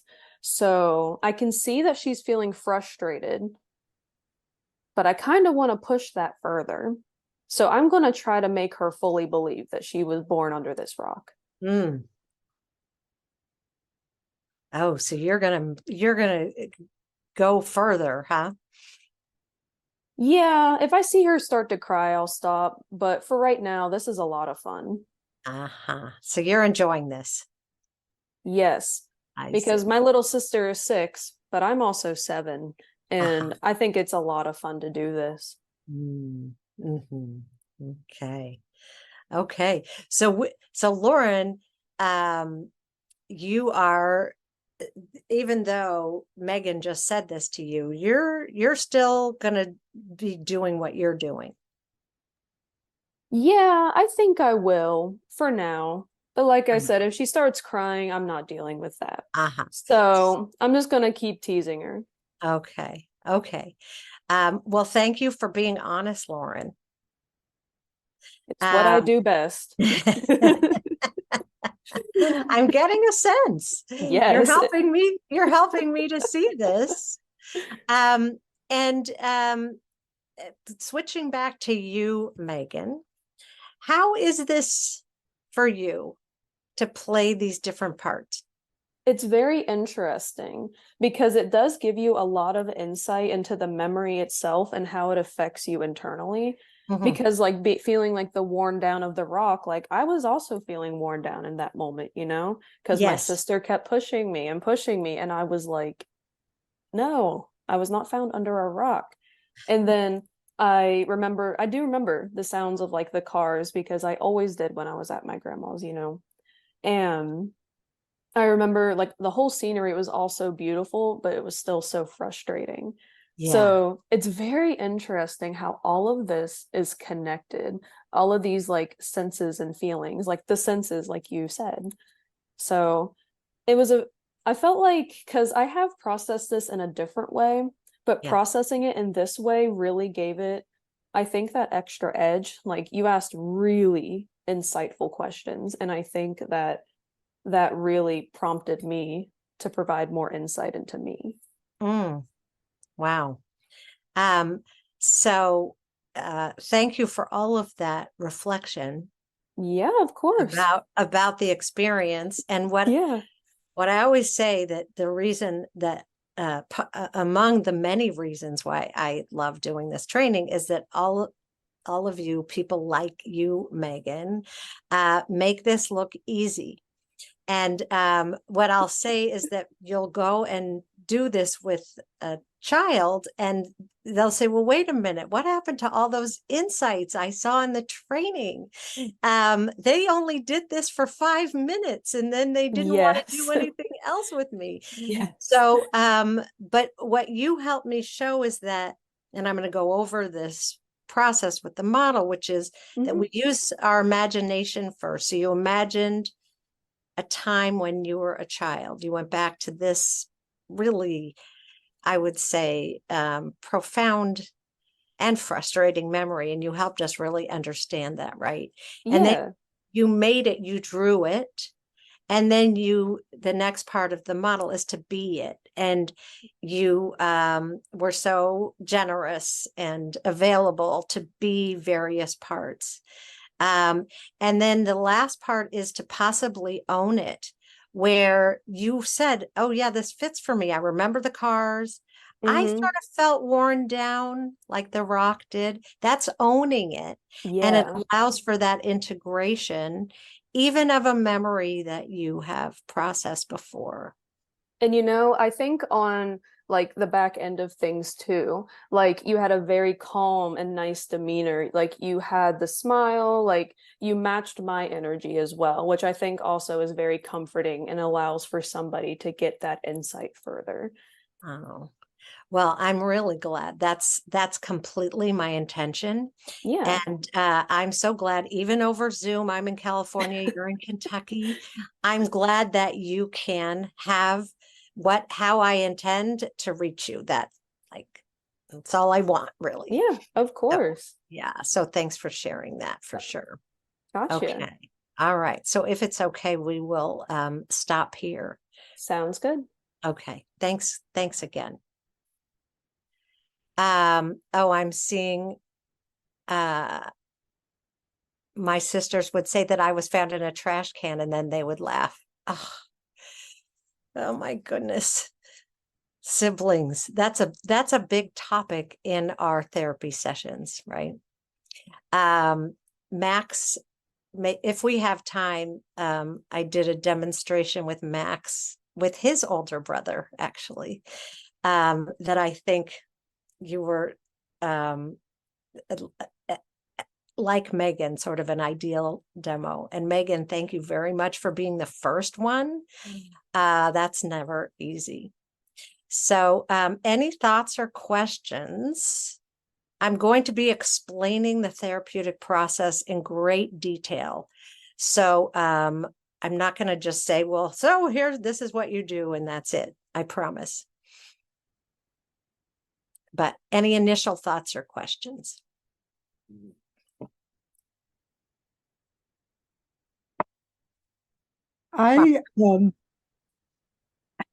This is the hardest thing for me, that what you just did, how to keep it, how to, first of all, even think to do it, and then to keep it going and to evolve it, develop it. And I don't know how to get that in me. Yeah. Yeah. It's like, I don't know. I mean, I guess that's one of the big reasons I'm here. I hope to get it by osmosis, because I don't know if you can memorize it or. Hopefully not. Hopefully that's not what I'm asking of you. Max, well, you probably haven't counted how many times I've done this, but you've been with me for a lot of the times. So what's reflected in this is a lot of practice. And I did a sand tray with Violet every month for at least 20 years, where she worked with me. So I bring just so much, and I'm not now. You see that I met Max when he was 4, and now he's getting married. So you can see that how many years I've been doing this, but I can do better than osmosis. That's my goal, is that I actually break this down for you. And thanks for being open about where you're standing with this now. And I want to check back in with you, if you don't mind, as we continue. And again, this is just the first weekend. We're going to be repeating this a lot more, and I'm going to give you more times to practice. Okay. Anything else? I just wanted to say what really stood out to me in that exercise was how you just didn't jump right into, okay, so you're the one on the rock, let's talk about you. But instead you went to something else, or you allowed the opportunity to talk about something else besides just what's going on with here. It felt very gentle to me, very gentle, much easier to talk about something else in the picture, as you slowly worked it closer and closer to that relationship. between the sisters, Mhm. which I thought was just, it was so gentle. It just felt easy to go there. And so outside the box of where we would want to go. So to me, it's slowed things down, but it's sped it up in some ways. Does that make sense? It does. I love that. I love Just that. because of the safety. I think the safety Yeah. of being able to go there really That's- stood out to me. Oh, good, good. And I'll tell you what makes it easy as you understand this model is you're where the person is. And so, and when we talk about the therapeutic relationship, the I-thou relationship, we aren't ahead of where they are. We have, and that's why it's the ultimate in multitasking, right? Because we have the goals in mind, we have the expectations of where the adults want the client to go, and then we're right there with the client. And ideally, our contact, our ability to be present is just right where they are. And I love how that speeds it up because it actually does.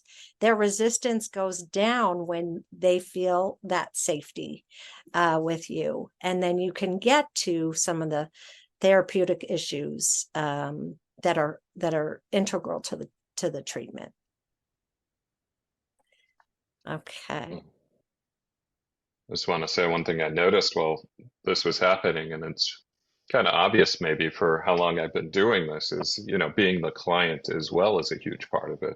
I mean, getting to experience the other side and what it's like to be in the projections, I think really helps be the therapist as well. So everyone will get opportunities to get to do both, and any opportunities Karen offers to be work with her in these examples too is very helpful. So I got to start, well, yeah, 30 years ago now, getting to be the client. But I think when I started on the other side, you know, about 20 years or so after the fact, there was already a lot of experience there and the understanding of the process just from being on one side of it. Yeah. Yes. Okay.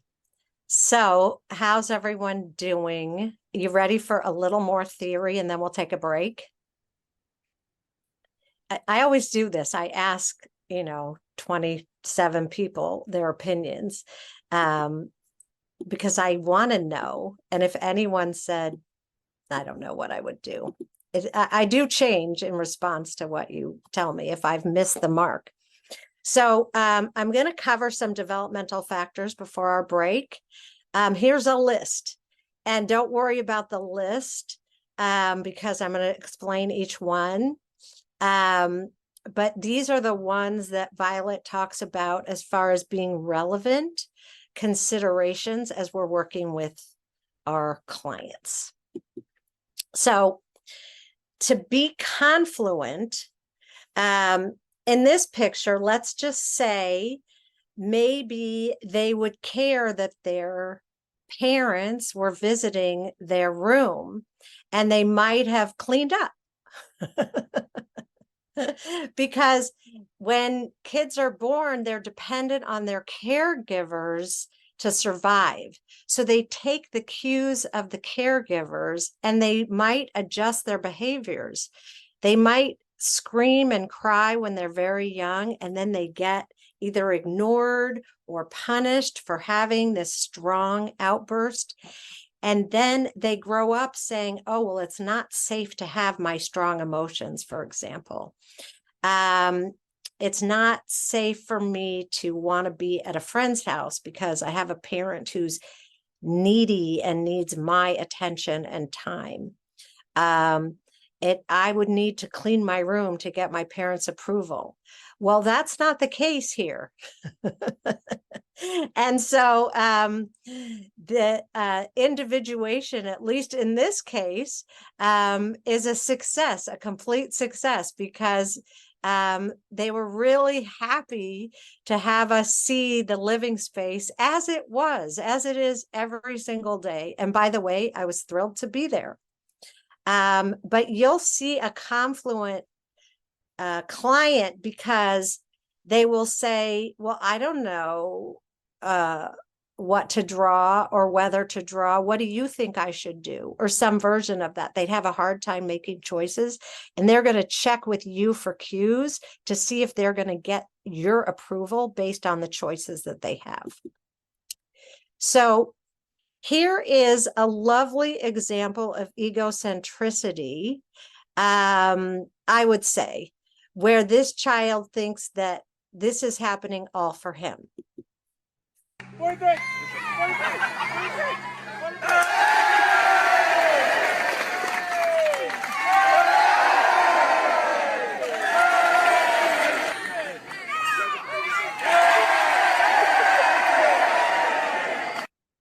So that really demonstrates this idea that kids cannot separate their own experience from someone else's. So that applause is, of course, for him, right? And so that's an adorable example. The negative part of egocentricity is when something negative, traumatic happens, they also think that it's their fault.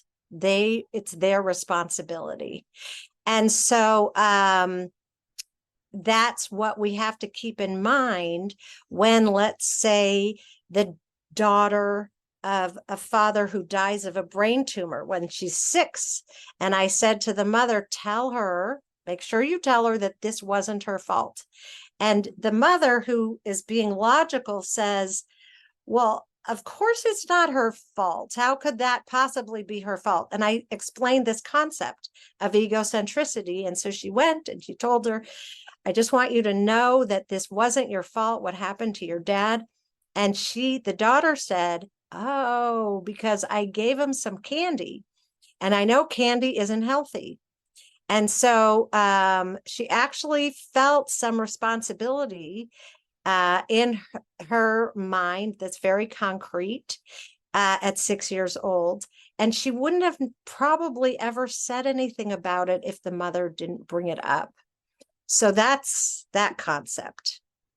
Then there's this idea of introjects. We're going to talk a lot about it. It's going to be explained in much more detail in our third weekend. But these are beliefs that we get when we're young. And we do not have the cognitive capacity at the time to say, wait, that doesn't make sense.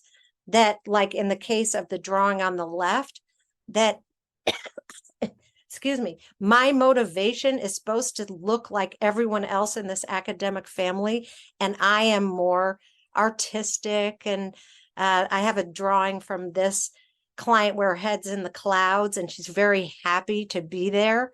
But the belief is that you have to be perfect. She's not motivated, right? And then this is from Violet, a list, things I don't do well. And if you look at the list, it's pretty much everything. So this is a belief a child's been given. And then we know that children receive either overt or covert messages about their identity, their race, their behaviors, their act, and they can be labeled or given covert messages that adults don't even realize they are giving to kids. And that affects their sense of self. So what do we do? I have an entire weekend on this. I'm just giving this to you just to address any questions when I bring up something like this, that there is a whole process about it. But the first part of it is to understand, oh, how did they get these beliefs and behaviors? We want to know about it. They got these messages inadvertently or explicitly. They were bullied for who they are or how they present or the color of their skin. And we can assume that the messages that they've gotten about maybe not being part of a majority or the majority that they're near or what's included. And we want to make sure that we address it in case they don't think they can bring it up. we want to help them see that's not part of all of who they are. So if they are having a hard time with school, they also have so many other parts of themselves, right? And help them understand these messages about self-acceptance. And you might help with some aspect of this at the developmental level that you are working with them. And then it could come up again in a new environment with new exposure, and we may have to redress this again. So again, I will be giving you more information about it, but I want you to know there's a whole model in place and steps to deal with making this happen. So getting needs met. One of the things that Violet talked about and is now so present in the research and models about best practices of seeing children and whether they're upset, whether they have behaviors that are considered disruptive, they're actually just trying to get their needs met. And I just happen to have these pictures. So Henry will call you for being the demonstrations. And then my daughter, I don't know how we got this picture of her when she was a teenager. She's now 22. But what I say to parents is, like in the case of this really crowded dinner that I was hosting, where I was all over the place. And then I realized what you don't see is the real burst of emotion that my daughter had before I just dropped everything, took a breath, and just held her. And who cares about everything else? Because that's the most important thing. And then again, another incident that happened as a teenager. No matter what else our schedule was, I say to parents, if you can do this for your child, and I didn't always, I promise, but when I thought about it, you never regret it.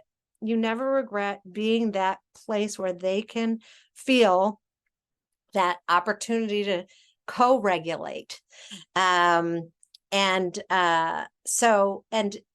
Really you see all that came before these pictures as some need that needed to be met by the emotions that were coming out. So we see it in all kinds of ways, right? Then there's this organismic self-regulation. So that's a Gestalt term, but I sort of show this by saying, well, I'm talking a long time, so I'm going to take a sip of water, because to regulate my sort of dehydration of talking, I need a little water. So that's how I'm keeping myself healthy during this time, right? And here I love this picture of a client I had when I was working in the schools who drew himself as a, when you shake up a carbonated beverage and you uncork it, that's him. That's him exploding is helping him regulate, actually. And so when we see these explosions, we can understand what it is, but that can look like a really disruptive child that needs to leave the classroom or not be on the team or leave the dinner table right at the time when they need us the most, right? But often this is not understood or not tolerated. They need to express emotions. We talk a lot about emotions. This is, it came across, I have to figure this out. It's, you can tell it's no, just backwards. But again, expressing emotions helps us achieve homeostasis. If we just sit with our emotions, we get very imbalanced. Need to express it. We need to express it as here in capitals. We need to repeat it. It needs to be a whole body experience in order to actually achieve that balance that the buildup of emotions cause. So all kids need limits and boundaries. It's just, how is it done? So this is Seema's nephew when we were in India. and we're walking in Kerala in the mountains, and I would consider it nowhere. Like there's nothing, but there were elephants around here. So they wanted us to stay close together. And he was 10 at the time, her nephew, and he wanted to be where the our leader of our little hike was. And his dad wanted him to stay closer to us. And so he was just given enough room, but you can see on the expression on his face, I don't want to wait. I want to run, down this path. So there was a limit, but, and he wanted to stretch it a bit and his dad wanted it. So, and you can apply it to all the other ways that limits and boundaries need to be expressed for kids. And then there's cultural expectations. And again, this is Seema's work in Sri Lanka. I have some just great videos of things. And when I was there, I had this opportunity to just get a greater understanding of there's so many cultures in India and Sri Lanka. And so part of our work is to understand that about who we're working with. Even the ones who seem to have the same, back to those wheels, a lot of the same characteristics as we do, we still want them to share their experience of what we might have in common. And of course, what we have that's different. So many systems impact the child, not just, we talk about family systems, but this is talking about so many different systems. And the impact of the systems depend again on identity issues. Not everyone experiences the legal issue, the legal system, the court system, the school system with equity. Some people with privilege and power get a lot more out of the systems than other groups. And this is something to understand and address as appropriate. Violet had a severe burn when she was 5 years old, and someone spilled boiling water accidentally on her when they were making soup. And she had severe burns on her body, and they took her to the hospital. And what they did in those days, which was like, 88, 89 years ago at this point, is to have the child have the burns exposed to the air, because that was the best way to heal, they thought in those days, in an isolated room. So she was there in this cold room because she had nothing covering her, by herself. And the nurses and doctors that took care of her would say, be a good girl and don't cry, because she was lonely and in pain. Her mother could visit her only once a day. And so she developed a real dislike of medical systems. And she had a belief, an introject about crying. The belief was only good girls don't cry. And so when I met her, even when it would get warm, we'd go out to lunch or something, it would be very hot, 90 degrees Fahrenheit here. She would always wear a sweater to cover herself, because it goes back to her being cold when she was young. And she always talked about having a hard time crying. And so one of the things she would talk about is, it's so good to help people cry, access those emotions, because she had this belief that that meant somehow she wasn't a good girl or a good patient. Okay. So how are you doing so far? Any thoughts or questions? One thought is where you have a child who instantly you can see, for whatever reason, their age, or they just don't feel like it, they just don't engage in that moment. So there's a real sensitivity, isn't there, around what then becomes the next thing to do, and whether you think of going back to that particular activity at a later stage or later in the program or not at all, I suppose is just drawing on all of our own experiences today with that in mind. Yeah. Yeah. Well, Violet would say plan the sessions without expectations. So we have our drawing materials out. They liked the sand trade last time. Maybe they're going to want to do that this time. And maybe they start with any one of those things and it lasts 5 minutes and they're done. And you have the whole rest of the session. Now what? Oh, and so, because our attention spans for these activities can go much longer. And what we are prepared for is to switch gears when they are. And I will be covering that, but we're looking for this contact. They're available to be with us, and then they withdraw. And that's sort of just the normal course of how all of us engage.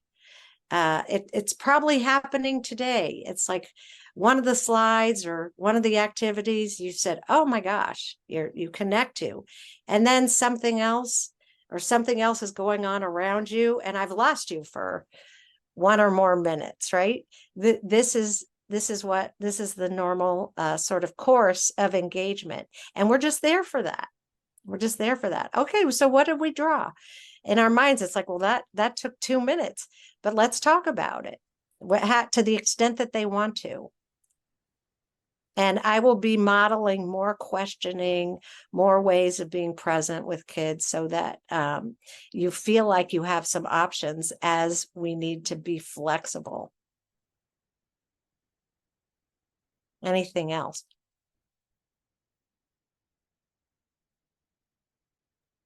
Just wondering, will there be a part about working with parents and finding their resources? Because sometimes they kind of begin to understand what a child needs, what do they need, but they're telling that I cannot do it. So yeah. Will this be covered in some way? Yes. So we're doing the self-nurturing process in part 3 and parents in part 4, but I will be talking about parents the whole time.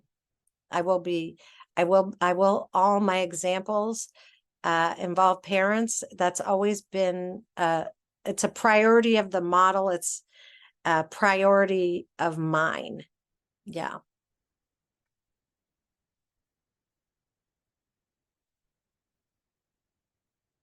Okay. So, are you ready for a break?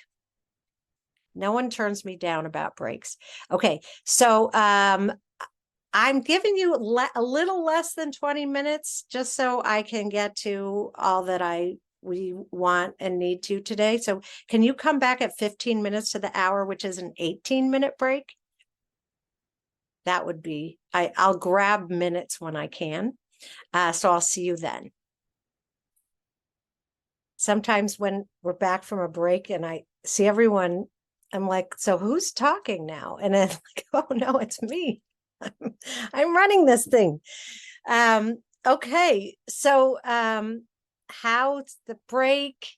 How's the material? What are you noticing?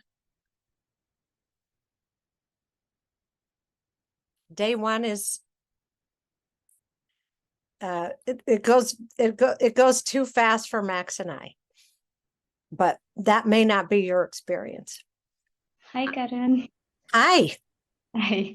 So, actually, the breaks are kind of like, for me, it's today it's difficult because it's a midnight in Sri Lanka, like 12:10 a.m. So, the breaks, I'm trying to keep up myself, like being awake and, just drinking water and everything. But overall, like, that's a really interesting session. Like, for me, apart from everything, because I used to go to bed very early, like by 9 p.m. I used to be on bed like every day. So, but still it's keeping me awake. Like, I'm so happy that I could make it for this. Like, it's really interesting for me. Well, Thank you so much. I'm so glad. First of all, thank you for being here. For it's late no matter what your normal bedtime is. Midnight is late to be thinking and engaging. So and if it's keeping if somehow this is keeping you awake, I'm so glad. I'm aware when I say so, close your eyes and relax. That for some of you where it's really late where you are, I might be saying, and go to sleep. And that'll be soon. But I'm so glad you're here. So thanks for sharing that. Anything else? For me, this is a whole day of education. I started this morning at 9 o'clock with my Gestalt training. It was about the therapeutic process. And we ended, I left at 4. And because at 5 my time, this training started. So but it's a wonderful day. I'm really, really happy to be here. And the group inspires me, and I love listening to you. And I'm very much awake, although it's getting late here. It's late for you. Yeah, it's almost 9 in the evening, but not that late as Krish. So I'm very happy to be here. Thanks a lot. Well, thank you. Thank you. I'm so happy to have you. And at some other point, we tried to do a Bulgarian Macedonian training. Maybe you know about that. And maybe it'll work in the future, but it's so nice to have you. Thanks. Yeah. I hope we will have other occasions too. Yes, that would be lovely. Okay. So I'm going to share, if you have windows to our children, you know that the first chapter starts with a fantasy. And Violet wrote a lot about this idea that we can learn a lot about children by understanding their fantasies. And a lot of times they're dismissed in children. And part of it can be is the adults in their lives have lost track of their own fantasy experience, their ability to engage their imaginations in this way. And the more we engage with our own,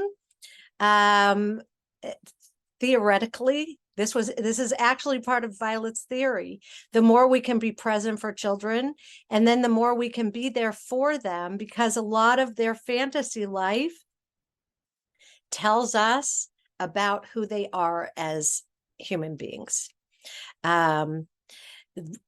We can tune into their feelings rather than her behavior to know her, hear her, and accept her. So that is the context for our next experience. You can, well, obviously you're going to stay right where you are.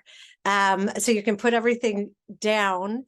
And I'm going to have you again close your eyes if you're comfortable doing so, or maybe you have a steady gaze in front of you, whatever is comfortable. And we say this because there's a lot of children that don't feel safe or comfortable closing their eyes. And so, and some people continue into adulthood with that same feeling. So it's all fine either way. So however you do it, I'm encouraging you to just, again, take a breath. And just notice how you're feeling right now. We're 4 hours into a Zoom call, plus or minus a little breaks. How's that going for you as you're feeling it? And just notice the space around you. We all take up space. There's the physical space that we have, and then there's sort of that personal space, that sense around us. We know if someone's a little close into our personal space or a little far. Well, how's that for you? Just notice that. And next to you, somewhere around your awareness, you see a mouse. And this is a pleasant vision of a mouse. However you see this mouse, this is someone you don't mind being near you or close to your space. And just get a sense of the size of the mouse and what you notice about its features and the way that it is positioned, standing, sitting, moving, whatever you notice about it. And it's aware that you notice them and they're noticing you. There's some contact and awareness that happens there. And as you sort of get more comfortable with this, you notice that in your imagination, this mouse is wearing a black top hat. And you sort of look over and say, oh, here's a black top hat on your head. And the mouse sees that you notice it and takes its paw or hand and tips its hat to you and tips its head, sort of in a goodbye. I'm tipping my hat to you and I'm leaving. And that mouse is not there anymore. And I'm going to ask you to stay with me for one more experience where, if you're home, go to your workspace. And if you're at your workspace, go to your home. So wherever you are not, go there and walk through the entrance of your home or your workspace. And you know you're there because you see your coffee cup that you left or your sweater. Oh, that's where that is. Some sort of evidence of where you are now, the book that you had that was open. And you close the door to the entrance of your space where you're in, and you hear a knock at the door. And you go over to the door and you open it, and standing there is an animal. And it could be any animal that your imagination notices. And this animal is there and greets you, however it does. So it might say hello, it might say a phrase, whatever it is, and you respond back, whatever is appropriate to this animal, noticing whatever it is about it. And that you have a brief conversation with the animal. Maybe there's no words, maybe there are a lot of words, because this is your imagination. And when you feel like you've gotten as far through this conversation as you're going to, you say goodbye to this animal, you close the door, and come back here to where you're sitting and into our space together here. And go ahead and open your eyes if they were closed. Anyone feel like sharing?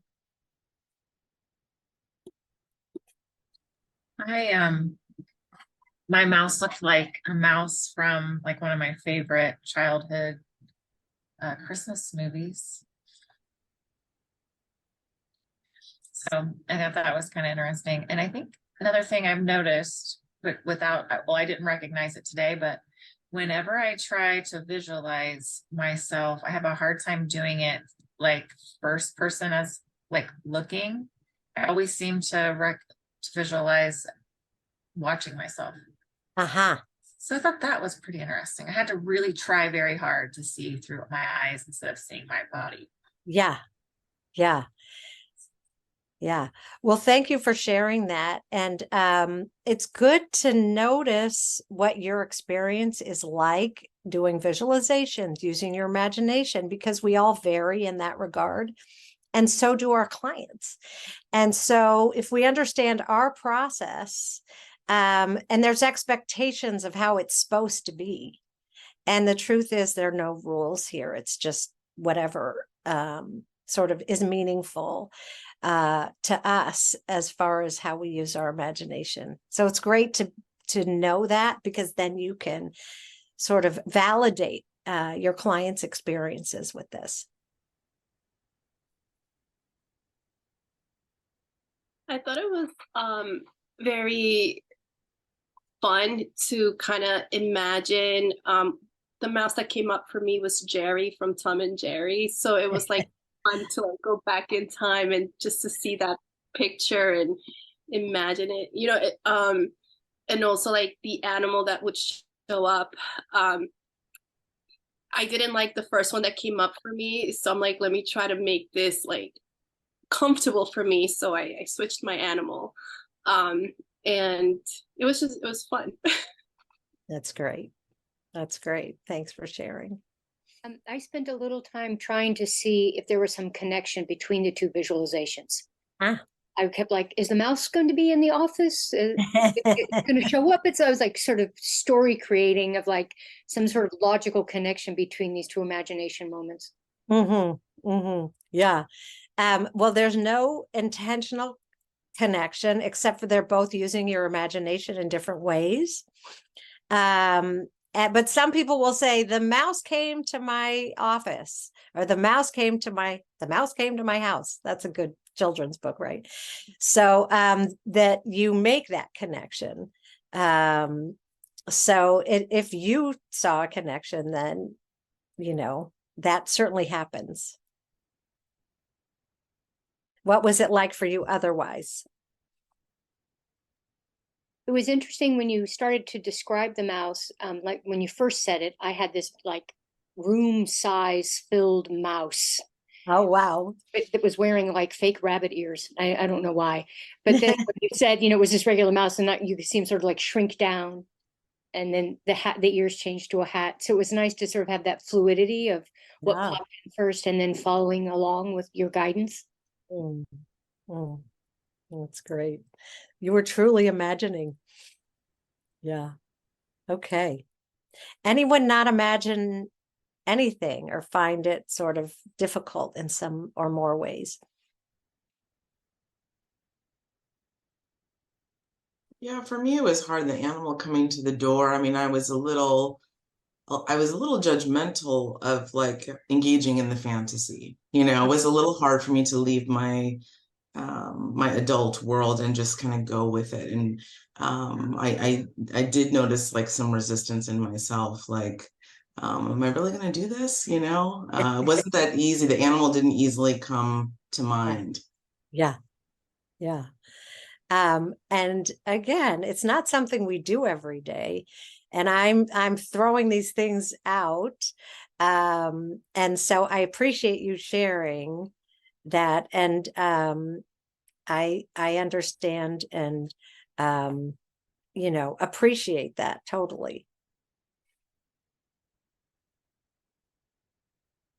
Anything else? I struggled because I wanted my mom to be at the door and not an animal. My mom passed away a couple of years ago, April 2020, and her birthday is September 20th. So she's been really on my mind. And so it was really hard for me to pick an animal. And I was trying to figure out like, well, what animal do my kids like? And what animal represents my mom? So it just kind of led me in confusion. Yeah, right. And so thank you for, first of all, I'm sorry for your loss, and appreciate that this would be a time of being reminded, particularly these birthdays and anniversaries are such reminders and can bring back grief. Absolutely. And if I'm sort of saying, here's an experience, but if you have a client who's it's the birthday of someone that died that's important to them, you would maybe do an experience that was relevant to what, let's say, you were going through. And so you're highlighting that point of we talk about what's in the foreground and what's in the background. So This loss for you is very much in the foreground, understandably. Okay. All right. So I'm going to see how we do with what I'd like to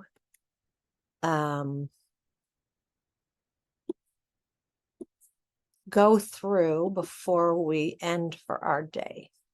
And I'm going to see how I do.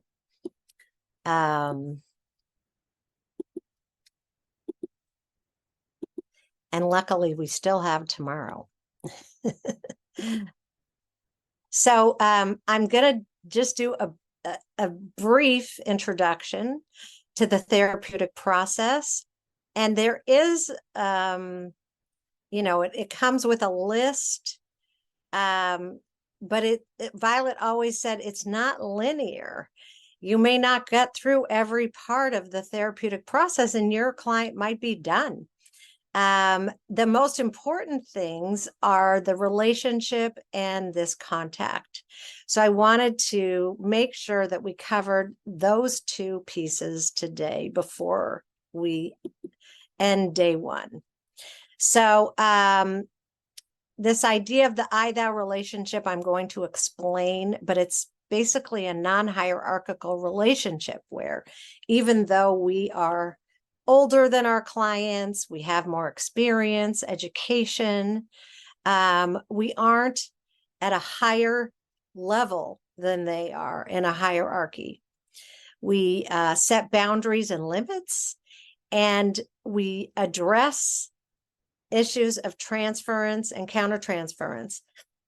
Violet, in this model, she didn't pull for the transference. She's Violet. She isn't someone's mother or grandmother, or when she was in her 90s, great grandmother. She was a therapist in someone's life. And if any issues came out around being reminded of these relationships in someone's life, she would, of course, address it, but it isn't a model that sort of uses that part of the relationship for part of the therapeutic process. Countertransference, though, is something we talk a lot about. And she would say how it's important for us to understand what could come up, be triggered for us. She called them buttons that could be triggered for us in the clients that we see, and to address them as part of our own work in supervision and in therapy. And she said, good therapists need good therapists. So she was really a proponent in making sure we address that. And then children who cannot establish a relationship, well, then that's the therapy. Her feeling was nothing happens without a relationship. So here's a graphic of the I-thou relationship, right? We're not teachers. We're not the expert. We have an expertise, of course, in child development. Parents, many of you here have lots of expertise, but when we relate to kids, it's not from that role. It's from being human beings, two human beings together. So here's Violet. So you're going to see a theme here. Evie is Mikey's daughter. The reason he had to rush off to take this is the child he rushed off to take. And there's a wonderful house tree person demonstration that thankfully we got on recording between the two of them. And what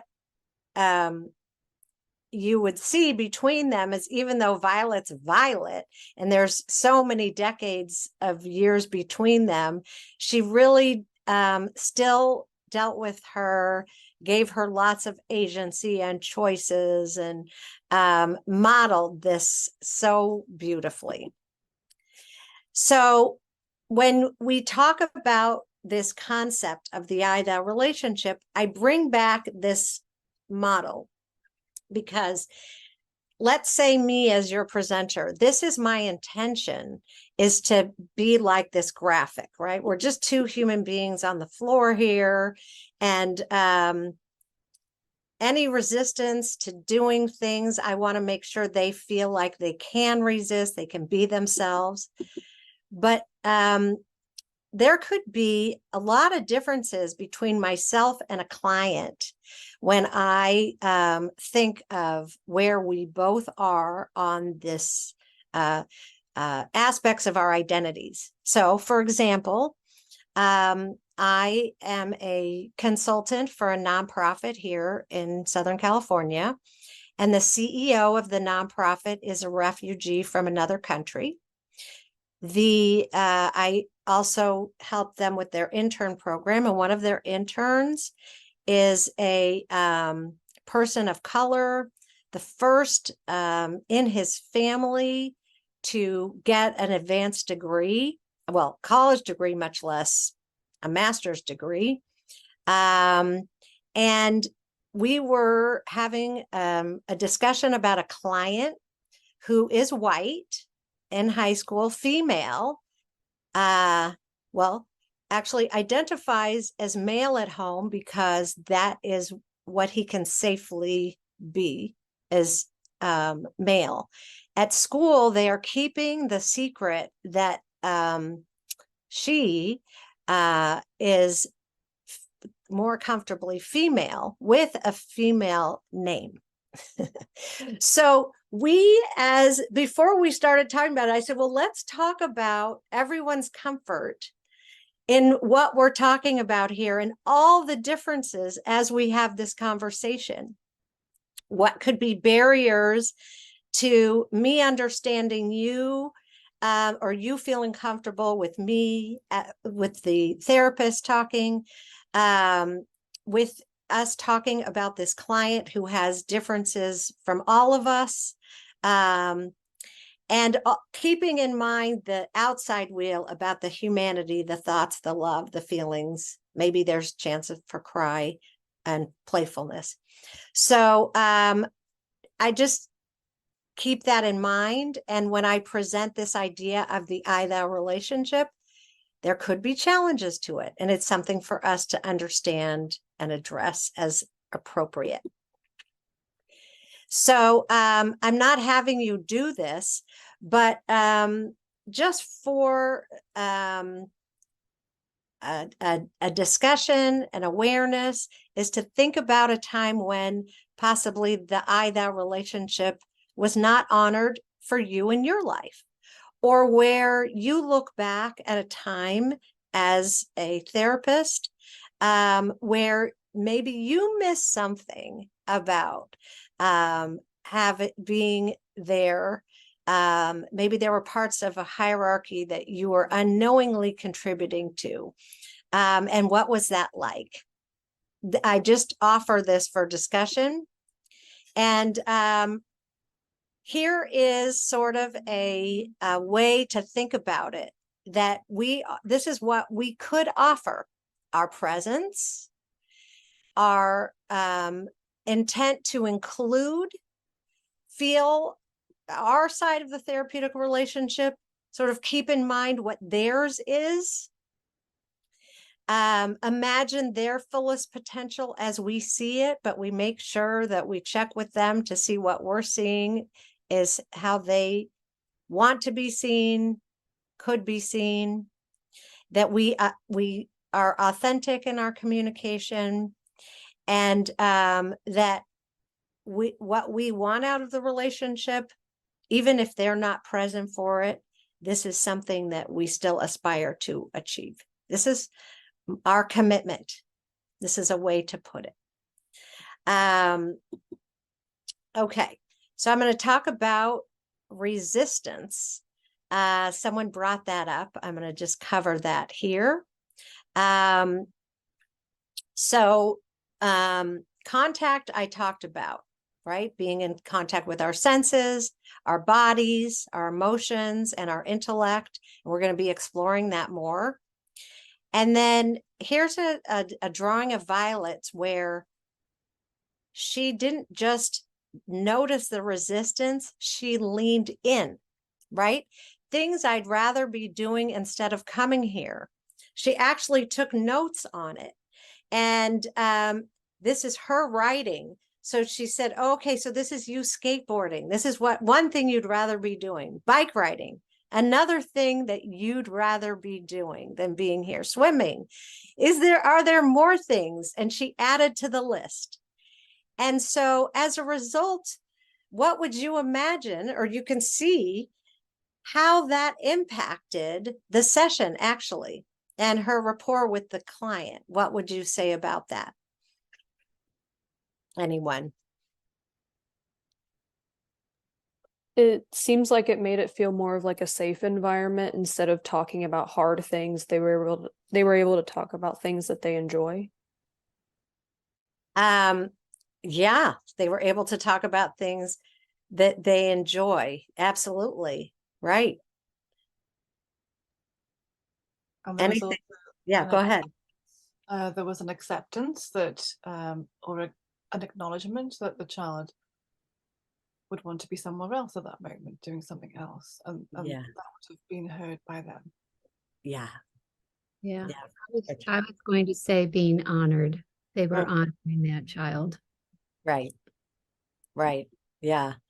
And they Go ahead. stayed in the present moment with this. The present moment. Yeah. Yes. Yes. Right. Right. Yeah. And Violet, in this one great talk where she talks about resistance, she says how she notices when you honor the resistance in a child, she uses the word soften. She notices them soften, which I think is such a great term. And any of us who have noticed that, maybe you haven't done a drawing like this, but you acknowledged and made space, a safe space for it, you sort of notice that their guard comes down and they start to trust you, and maybe we'll cover some of the things that you need to in the session. Yeah. Okay.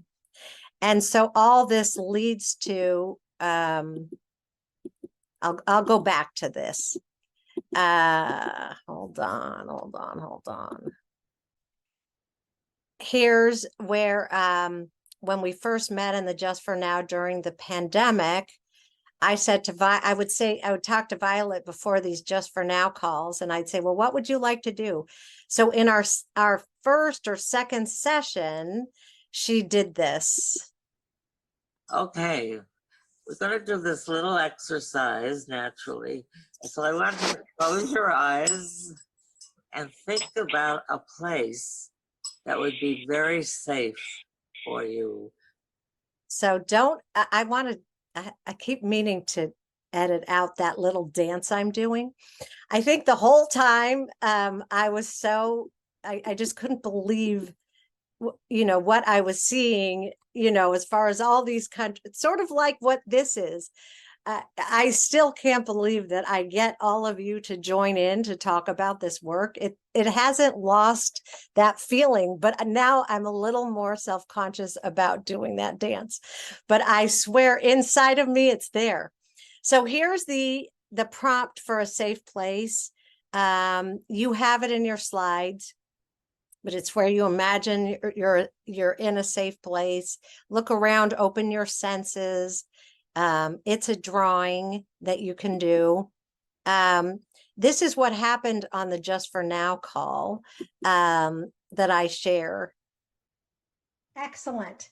Okay. So thank you for being here. We're so happy to see you. I was talking about and anything you want to say to welcome the group? Well, welcome all of you. It's such a pleasure. It's so amazing to me. I mean, this is like when I didn't even have television when I was a child. Never mind something like this. It's amazing. I'm glad I've lived long enough to see these amazing things we can do. So just think about safety, just for now, what it could look like. Think of one part of your scene that you'd like to add to our collective scene. And whenever you're ready, just draw on some part of the screen, and we'll end up with one group safe place.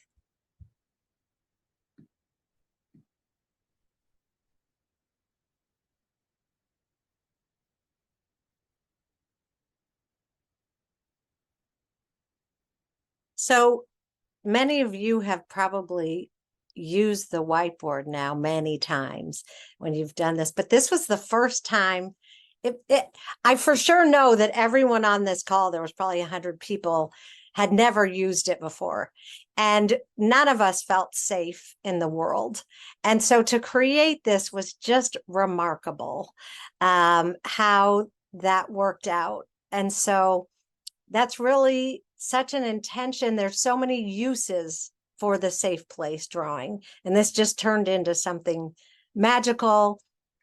And so many people I talked to afterwards said they felt like, oh, I have this sense of safety. It just kept going in this really great way. And now it's like, oh, we use the whiteboard. I've used it so many times since then. But this was in March of 2020, I think the second week after the pandemic. So I'm going to give you a couple examples of how I use the safe place drawing. One is, this is Johnny, who I wrote my dissertation on, a case study. And he had generalized anxiety disorder and, phobias to people that are unhoused, and had physical handicaps. And he didn't like the unpredictability of them. And this stemmed from a traumatic event. When he was 4 years old, his father was taken by ambulance out of the house in front of him. He had a brain infection that just turned into a crisis. And so his first phobic response was to people in uniforms, because he saw people with uniforms taking his dad away. Then when I met him, it had transferred over to unhoused people and people with physical handicaps. And he couldn't go out, because those of you who have been or live in Southern California know we have veterans of war that don't have homes and have injuries and behave unpredictably.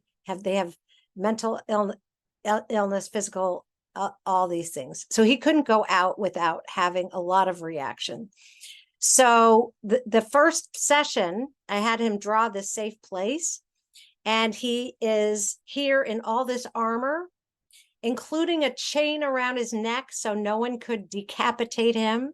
And he went into great detail about all this part. His friends are around him. And so I commented, I said, wow, you need a lot of armor. I can see that. And he said, yeah. And I said, what's that like? And he said, it's a lot. Maybe I don't need all that. And one of the things I talk about in brief therapy is to look for the opening. It was not my expectation that we were going to work on him going out in the first session more comfortably. But when he said, maybe I don't need all that, I said, oh, so what would that be like if you didn't need all that? And he said, well, maybe I could just wear a sweatshirt. And I said, oh, okay. And you would feel okay without all this protection? He said, yeah, maybe I could go out. He said that. And so we talked about what a plan could be if he was going to do that. And his mom was in the waiting room, and she came in and we talked about it. And in fact, after the first session, a very major pain point for the family was addressed. Now, this was not a brief therapy case. Violet talked about planning the sessions without expectations. That was me. I did not expect this. But when I saw the opening, I did take it to see if maybe there was any possibility that he could get his needs met in a different way. And in fact, we were able to accomplish that. I'm going to be talking more about him throughout. Here is a client who was having school refusal. He had stomach aches every day. And he went to the doctor. We asked how school, before he came in, how is school going? What's happening at school that maybe would cause this? No information, nothing about it. Just, I have a stomach ache. So he drew his safe place on this island. And when he was the various parts as part of the projection, he was those coconuts above his head, and those coconuts were going to fall on his head. And I said, oh, well, I wonder, this doesn't seem so safe anymore. And he said, oh, that's true. And I said, is there any other place that seems like it should be safe, but it actually isn't? And then he's right to own it. And he said, oh, and then he told me how there was a before school program where they were doing sports and the parents were dropping their kids off, and the coach was late a number of mornings. And because it was their regular school, they didn't worry about it because they knew what it was like there, what the supervision was like. So no parents were worried about the fact that this coach was late. So the kids were there unsupervised for a number of mornings, and that's when he was getting bullied. So it didn't come out before, maybe because he was ashamed, maybe because he was more in touch with the stomach aches than with the connection to the stomach aches and the bullying. But because of his using the projection of this drawing, he was able to let us know what was happening in at school, and it could be addressed. So the safe place drawing is amazing. If you can create that, that can be just so helpful. Here's someone's safe place is a mural in their bedroom. This was during COVID, and this was a young adult, still adolescent. She's 20, and she wasn't doing anything before the pandemic. No school, no work, living with her family. And this was the start of her feeling safe enough to start to take some risks, what she considered risks, to do more things that were appropriate for her age and ability level. Here's someone who didn't like to draw, but she liked to use the iPad to draw. And this is her dog on her bed. And this was when she was feeling a lot of anxiety around the fact that her family was not wearing masks, and she was the only one that would in the family. She was the youngest. No one was listening to her. So her safest place was in her bed. Okay. So any thoughts, comments, or questions about that? I frequently use the safe place in the sand tray. And nice. Drop it in the sand tray rather than drawing. That works really well. That's great. That's great. That's a wonderful media for that, for sure. I've done that.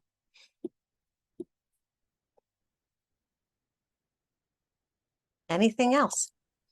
I'm wondering too, like after the safe place drawing, I mean, is part of the intention that now that the child might carry some representation within them of that safe place that they can go to when they're feeling unsafe? Like, I mean, how are we helping them carry it forward and use it? Sure. Well, so many children experience the world as not safe in one or many aspects. And so if you give them a sense of internal safety, even in the presence with you, then they're able to go and look at maybe some of the parts of themselves that have been closed off or restricted, so they can have the safety to be able to look at some of the other feelings that maybe they're just showing how they feel rather than talking about or dealing with how they feel. It needs to start with a sense of safety. And the segue from addressing the resistance and creating safety around their resistance to then have them, as Violet said, soften. That's when usually you can get to some of the things that are bothering them, the bullying, the anxiety, phobias, all those things, it typically needs to start with a sense of safety. And there's the polarity. If they don't feel safe, you can start with an unsafe drawing. Someone in a supervision group, I think, brought up this idea of safe enough drawing. I love that. Or safe enough sand tray. Okay, you can't totally imagine safety, but what's safe enough? And that might get right under the resistance. But if you start with an unsafe place, then again, you're going with the resistance, you're acknowledging where they are. And then maybe you can get to where they can feel enough safety with you to deal with their world that feels so unsafe. Okay. I have a question. Have you ever been in a situation, and you probably have, where they feel so unsafe that they don't even interact with you at all? That their back is to you. They're not responding to you. They're not following any of the prompts or directions. Even if you've been acknowledging, even if you're like, no, I'm just sitting here waiting. You're almost at a standstill. For sure. Yeah, that's that resistant. It's diagnostic. If you get that level of resistance, that's how much protection they need. And so, again, when you plan the sessions without expectations, so I plan to have some contact, some engagement with any client that comes into my office, but I don't expect it. And so, because I don't know what to expect until I see them, until they're there. And so I sort of just deal with whatever they're there for. So they might be there for sitting there as long as they possibly can. And that's a lot for them, maybe. Just to have gotten to my office, that's a big deal. Coming in the car, knowing they're coming to see a therapist, coming through my waiting room, sitting down, that's a journey for some kids, a lot of our clients. So if they're actually here and they're in my presence, I consider that a lot for them. And I think that comes across from me already, like, okay, you're just here. I'm here too. I'm here for whatever we're going to do or not do together. And I will share some version of that. I think that we expect they're paying us or they're paying our agency for us to do something. And that is doing something, actually. That was a lot just there. I've had sessions, brief sessions, where they're in the car. They don't come up yet. So I go down and I have a little conversation. And I hope that it either could be longer the next time or they actually make it to my office. That's happened. As you say, that's probably happened. Definitely it has. Definitely. Yeah, and I'm working in a school-based setting, so it's not necessarily that they are being transported. They can just be in a classroom and they're being called out. Yeah. But I have this situation happen a lot, and trying to do what you're just saying, like just the fact that they even came out of the classroom, is big enough. So I would say, you want to, it's like I don't fix kids, but we do something. We do a lot, actually. And you ideally you progress from there. I'll talk more about resistance for sure. Okay, thank you. But yeah, it's working with kids, all of us, and I include myself, it is complicated. You have to keep so many things in mind to work with kids. And I really am, you have my full support for being on the lines of helping kids. It's, I think all over the world, our most underserved part of our population. And I like my hat's tipped off to you. and for taking your weekends to learn more even. As Maya said, you did another training before this and on, so it's a lot. Okay. So we're going to, crazily enough, what's it called? Play therapy. I have a new website that Mikey told you about, and I've already forgotten. It's playtherapyapps.com. And on there are these projective cards.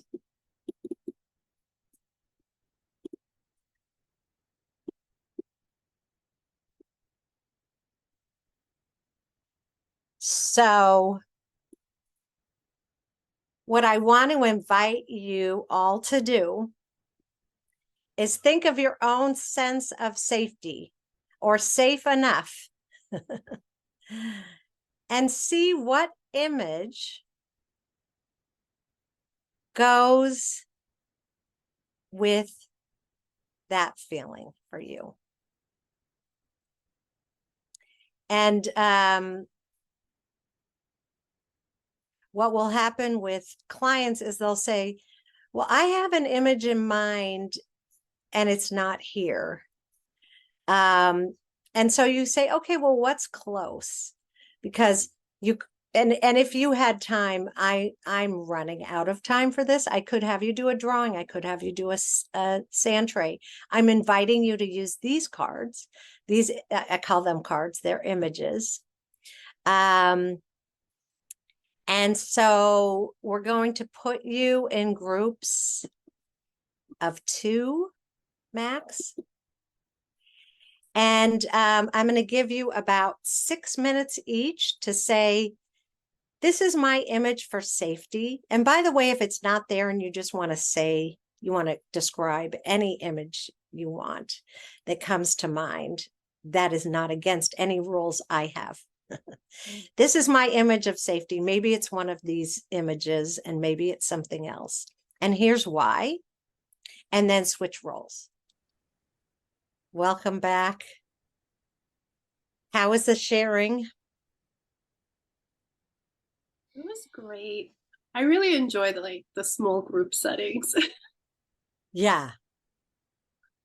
I'm glad. We try to create that as much as possible. For sure.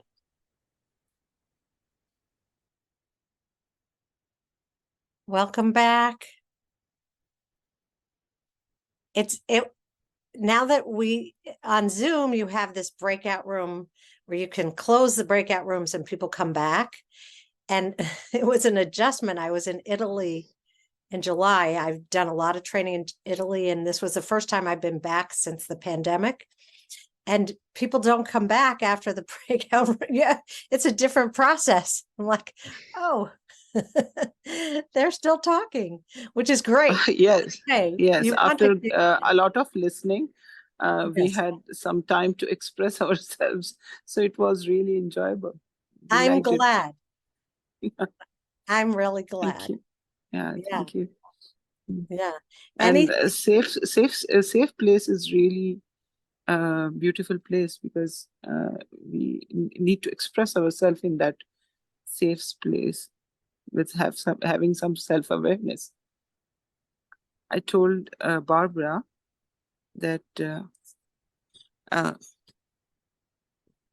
I told her that my safe space is camping pod in a forest, and I really enjoyed a place where there was no frustration and no stress and no internet, and we just have a safe environment, and I felt really safe. So there was some reasons for that safe, maybe because we had no responsibilities, or we were in an environment where nobody can fool us or be not honest with us. Even my son was very safe in that environment, playing with a strange kid though, but he was very safe. And he was really enjoying. He was also saying me that we should have a house in this woods rather than going back to city. So that was my experience of safe place. Mm. Thank you. Thank you. Thank you for sharing that. And I'm glad that you got to share it with us, and make it even more real, so that we could hear it also. So thank you, Saima. Okay, thank you. Who else? I was talking about the safe place being my memories of a child, of sitting in front. My mom always laid in front of the fireplace, so we were talking about what made me feel of home as a child, and that was the safe place. Wonderful. Thank you.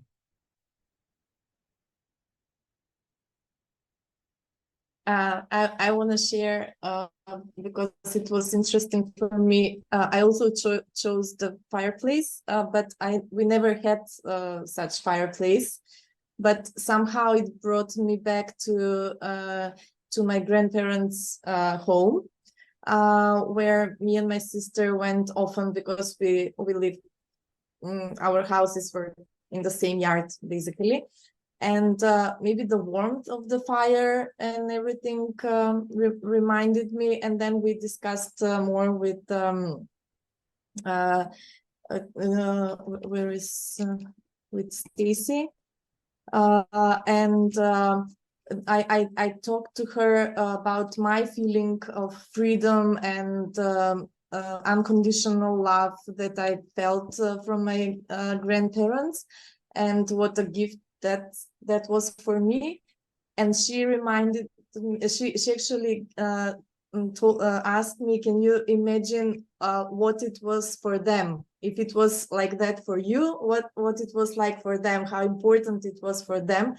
And I'm very grateful for this perspective, because I don't know if I ever thought about what that meant for them. And at this point in my life, it means a lot to know that they also enjoyed, and I know that they enjoyed our time together. So I'm grateful for that. Great. Oh, that's great. That's great. You could have a different perspective that could even just intensify your connection to the safe place. That's wonderful. Yeah, let me share my experience here. Actually, when I was scrolling down, like I saw, because in the, imagining of the safe place, the image of the volcano is came, like, for me, it's just once I say this volcano, like something like I got this fear emotion, like something like really tightening on the middle of the heart, like kind of feeling. So for me, just I need to ignore this, I have to go down and just search for something. So because initially I thought like this volcano was about the mountain, so when I saw this fire and everything, like I felt, no, this is not safe for me. So I chose something like with the time and everything, though I was not too comfortable with it. Like, it's not much about safe, but I felt, okay, something I need to choose and just finish it because of this volcano thing, like, which just created this impulse in me, like, okay, let me finish this, like kind of the fear emotion. So yeah, actually, usually I used to feel more safe in the places where it's with nature, mountains and trees, though there were pictures, but because of this first impression of this volcano, like it just completely changed my mood actually. And so how did you end up? Yeah, actually I was just explaining to her about this timer, and like when I do something like really useful, like productive, so I feel more safe. But actually, rather than that, like I know, like for myself, like it's mostly when I'm in the nature, I feel more safe, because that's what I usually goes towards mountains and everything. But I'm just sharing like first impression of this volcano, like how it changed my mind. And I was not having that clarity to choose what it is, so I was just thinking of, okay, let me finish it. Yeah, yeah. And so what this is an example of is it may not immediately, oh, I know a safe place, or what I think of as a safe place I connect to in this moment. Maybe not. Maybe, it takes a little exploration. Often it does, depending on your mindset, how late in the day or in the middle of the night it is for you.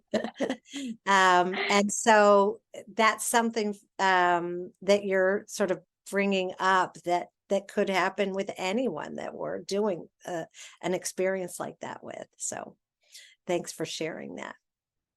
Oh, thank you for clarifying that. Thank you. So in our last minutes, anything stand out today to you? Max and I were saying, this is a heavy theory day. So as Sima says, it's a lot of listening. So how's it been for you? What stands out? I just would really like to thank you, Karen, and all the members, because I talked with Christine and she pointed me one thing, because this is my first year counseling, and it's really a lot of new information, new challenges, and so this is some safe place for me, just to know that I have a path, I don't know, a direction. And I'm really happy. And although it's almost midnight here, but somehow my eyes are open. And thanks for this experience, really. Well, thank you. Thanks for being here and staying up late and being open to a lot of new things.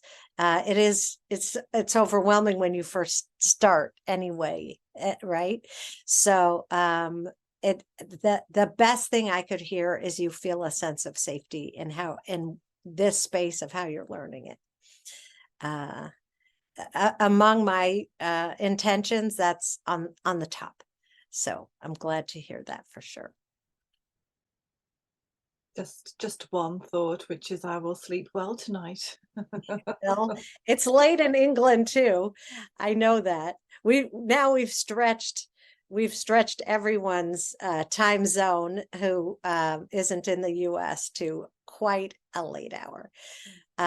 Okay, so I wish you all in that those areas of the world good night, and we'll see you as your sort of day ends again tomorrow, and wish everyone else a good rest of your day, and thank you very much for your presence and giving me what I consider a safe place to share all of this. So at 1 a.m. in Pakistan. So Sima, you and Krish sort of, I think, have the latest times. So again, thanks for being here. Thanks to Max, who in the process, somehow a chair broke, and true to with him sitting in it. So true to your dedication, I didn't even, shows how aware I am. I didn't notice. So I hope that you are okay. And I'll see you all tomorrow. Thank you, Karen. And if anyone wants to stay on or is curious about how to use the yes. whiteboard or anything, we're happy to try and help. So yeah, please if anyone, stick around if you want some extra tutoring. Yes, we're happy to walk you through. Thank you. Bye, everyone. Not a requirement, though. Definitely not.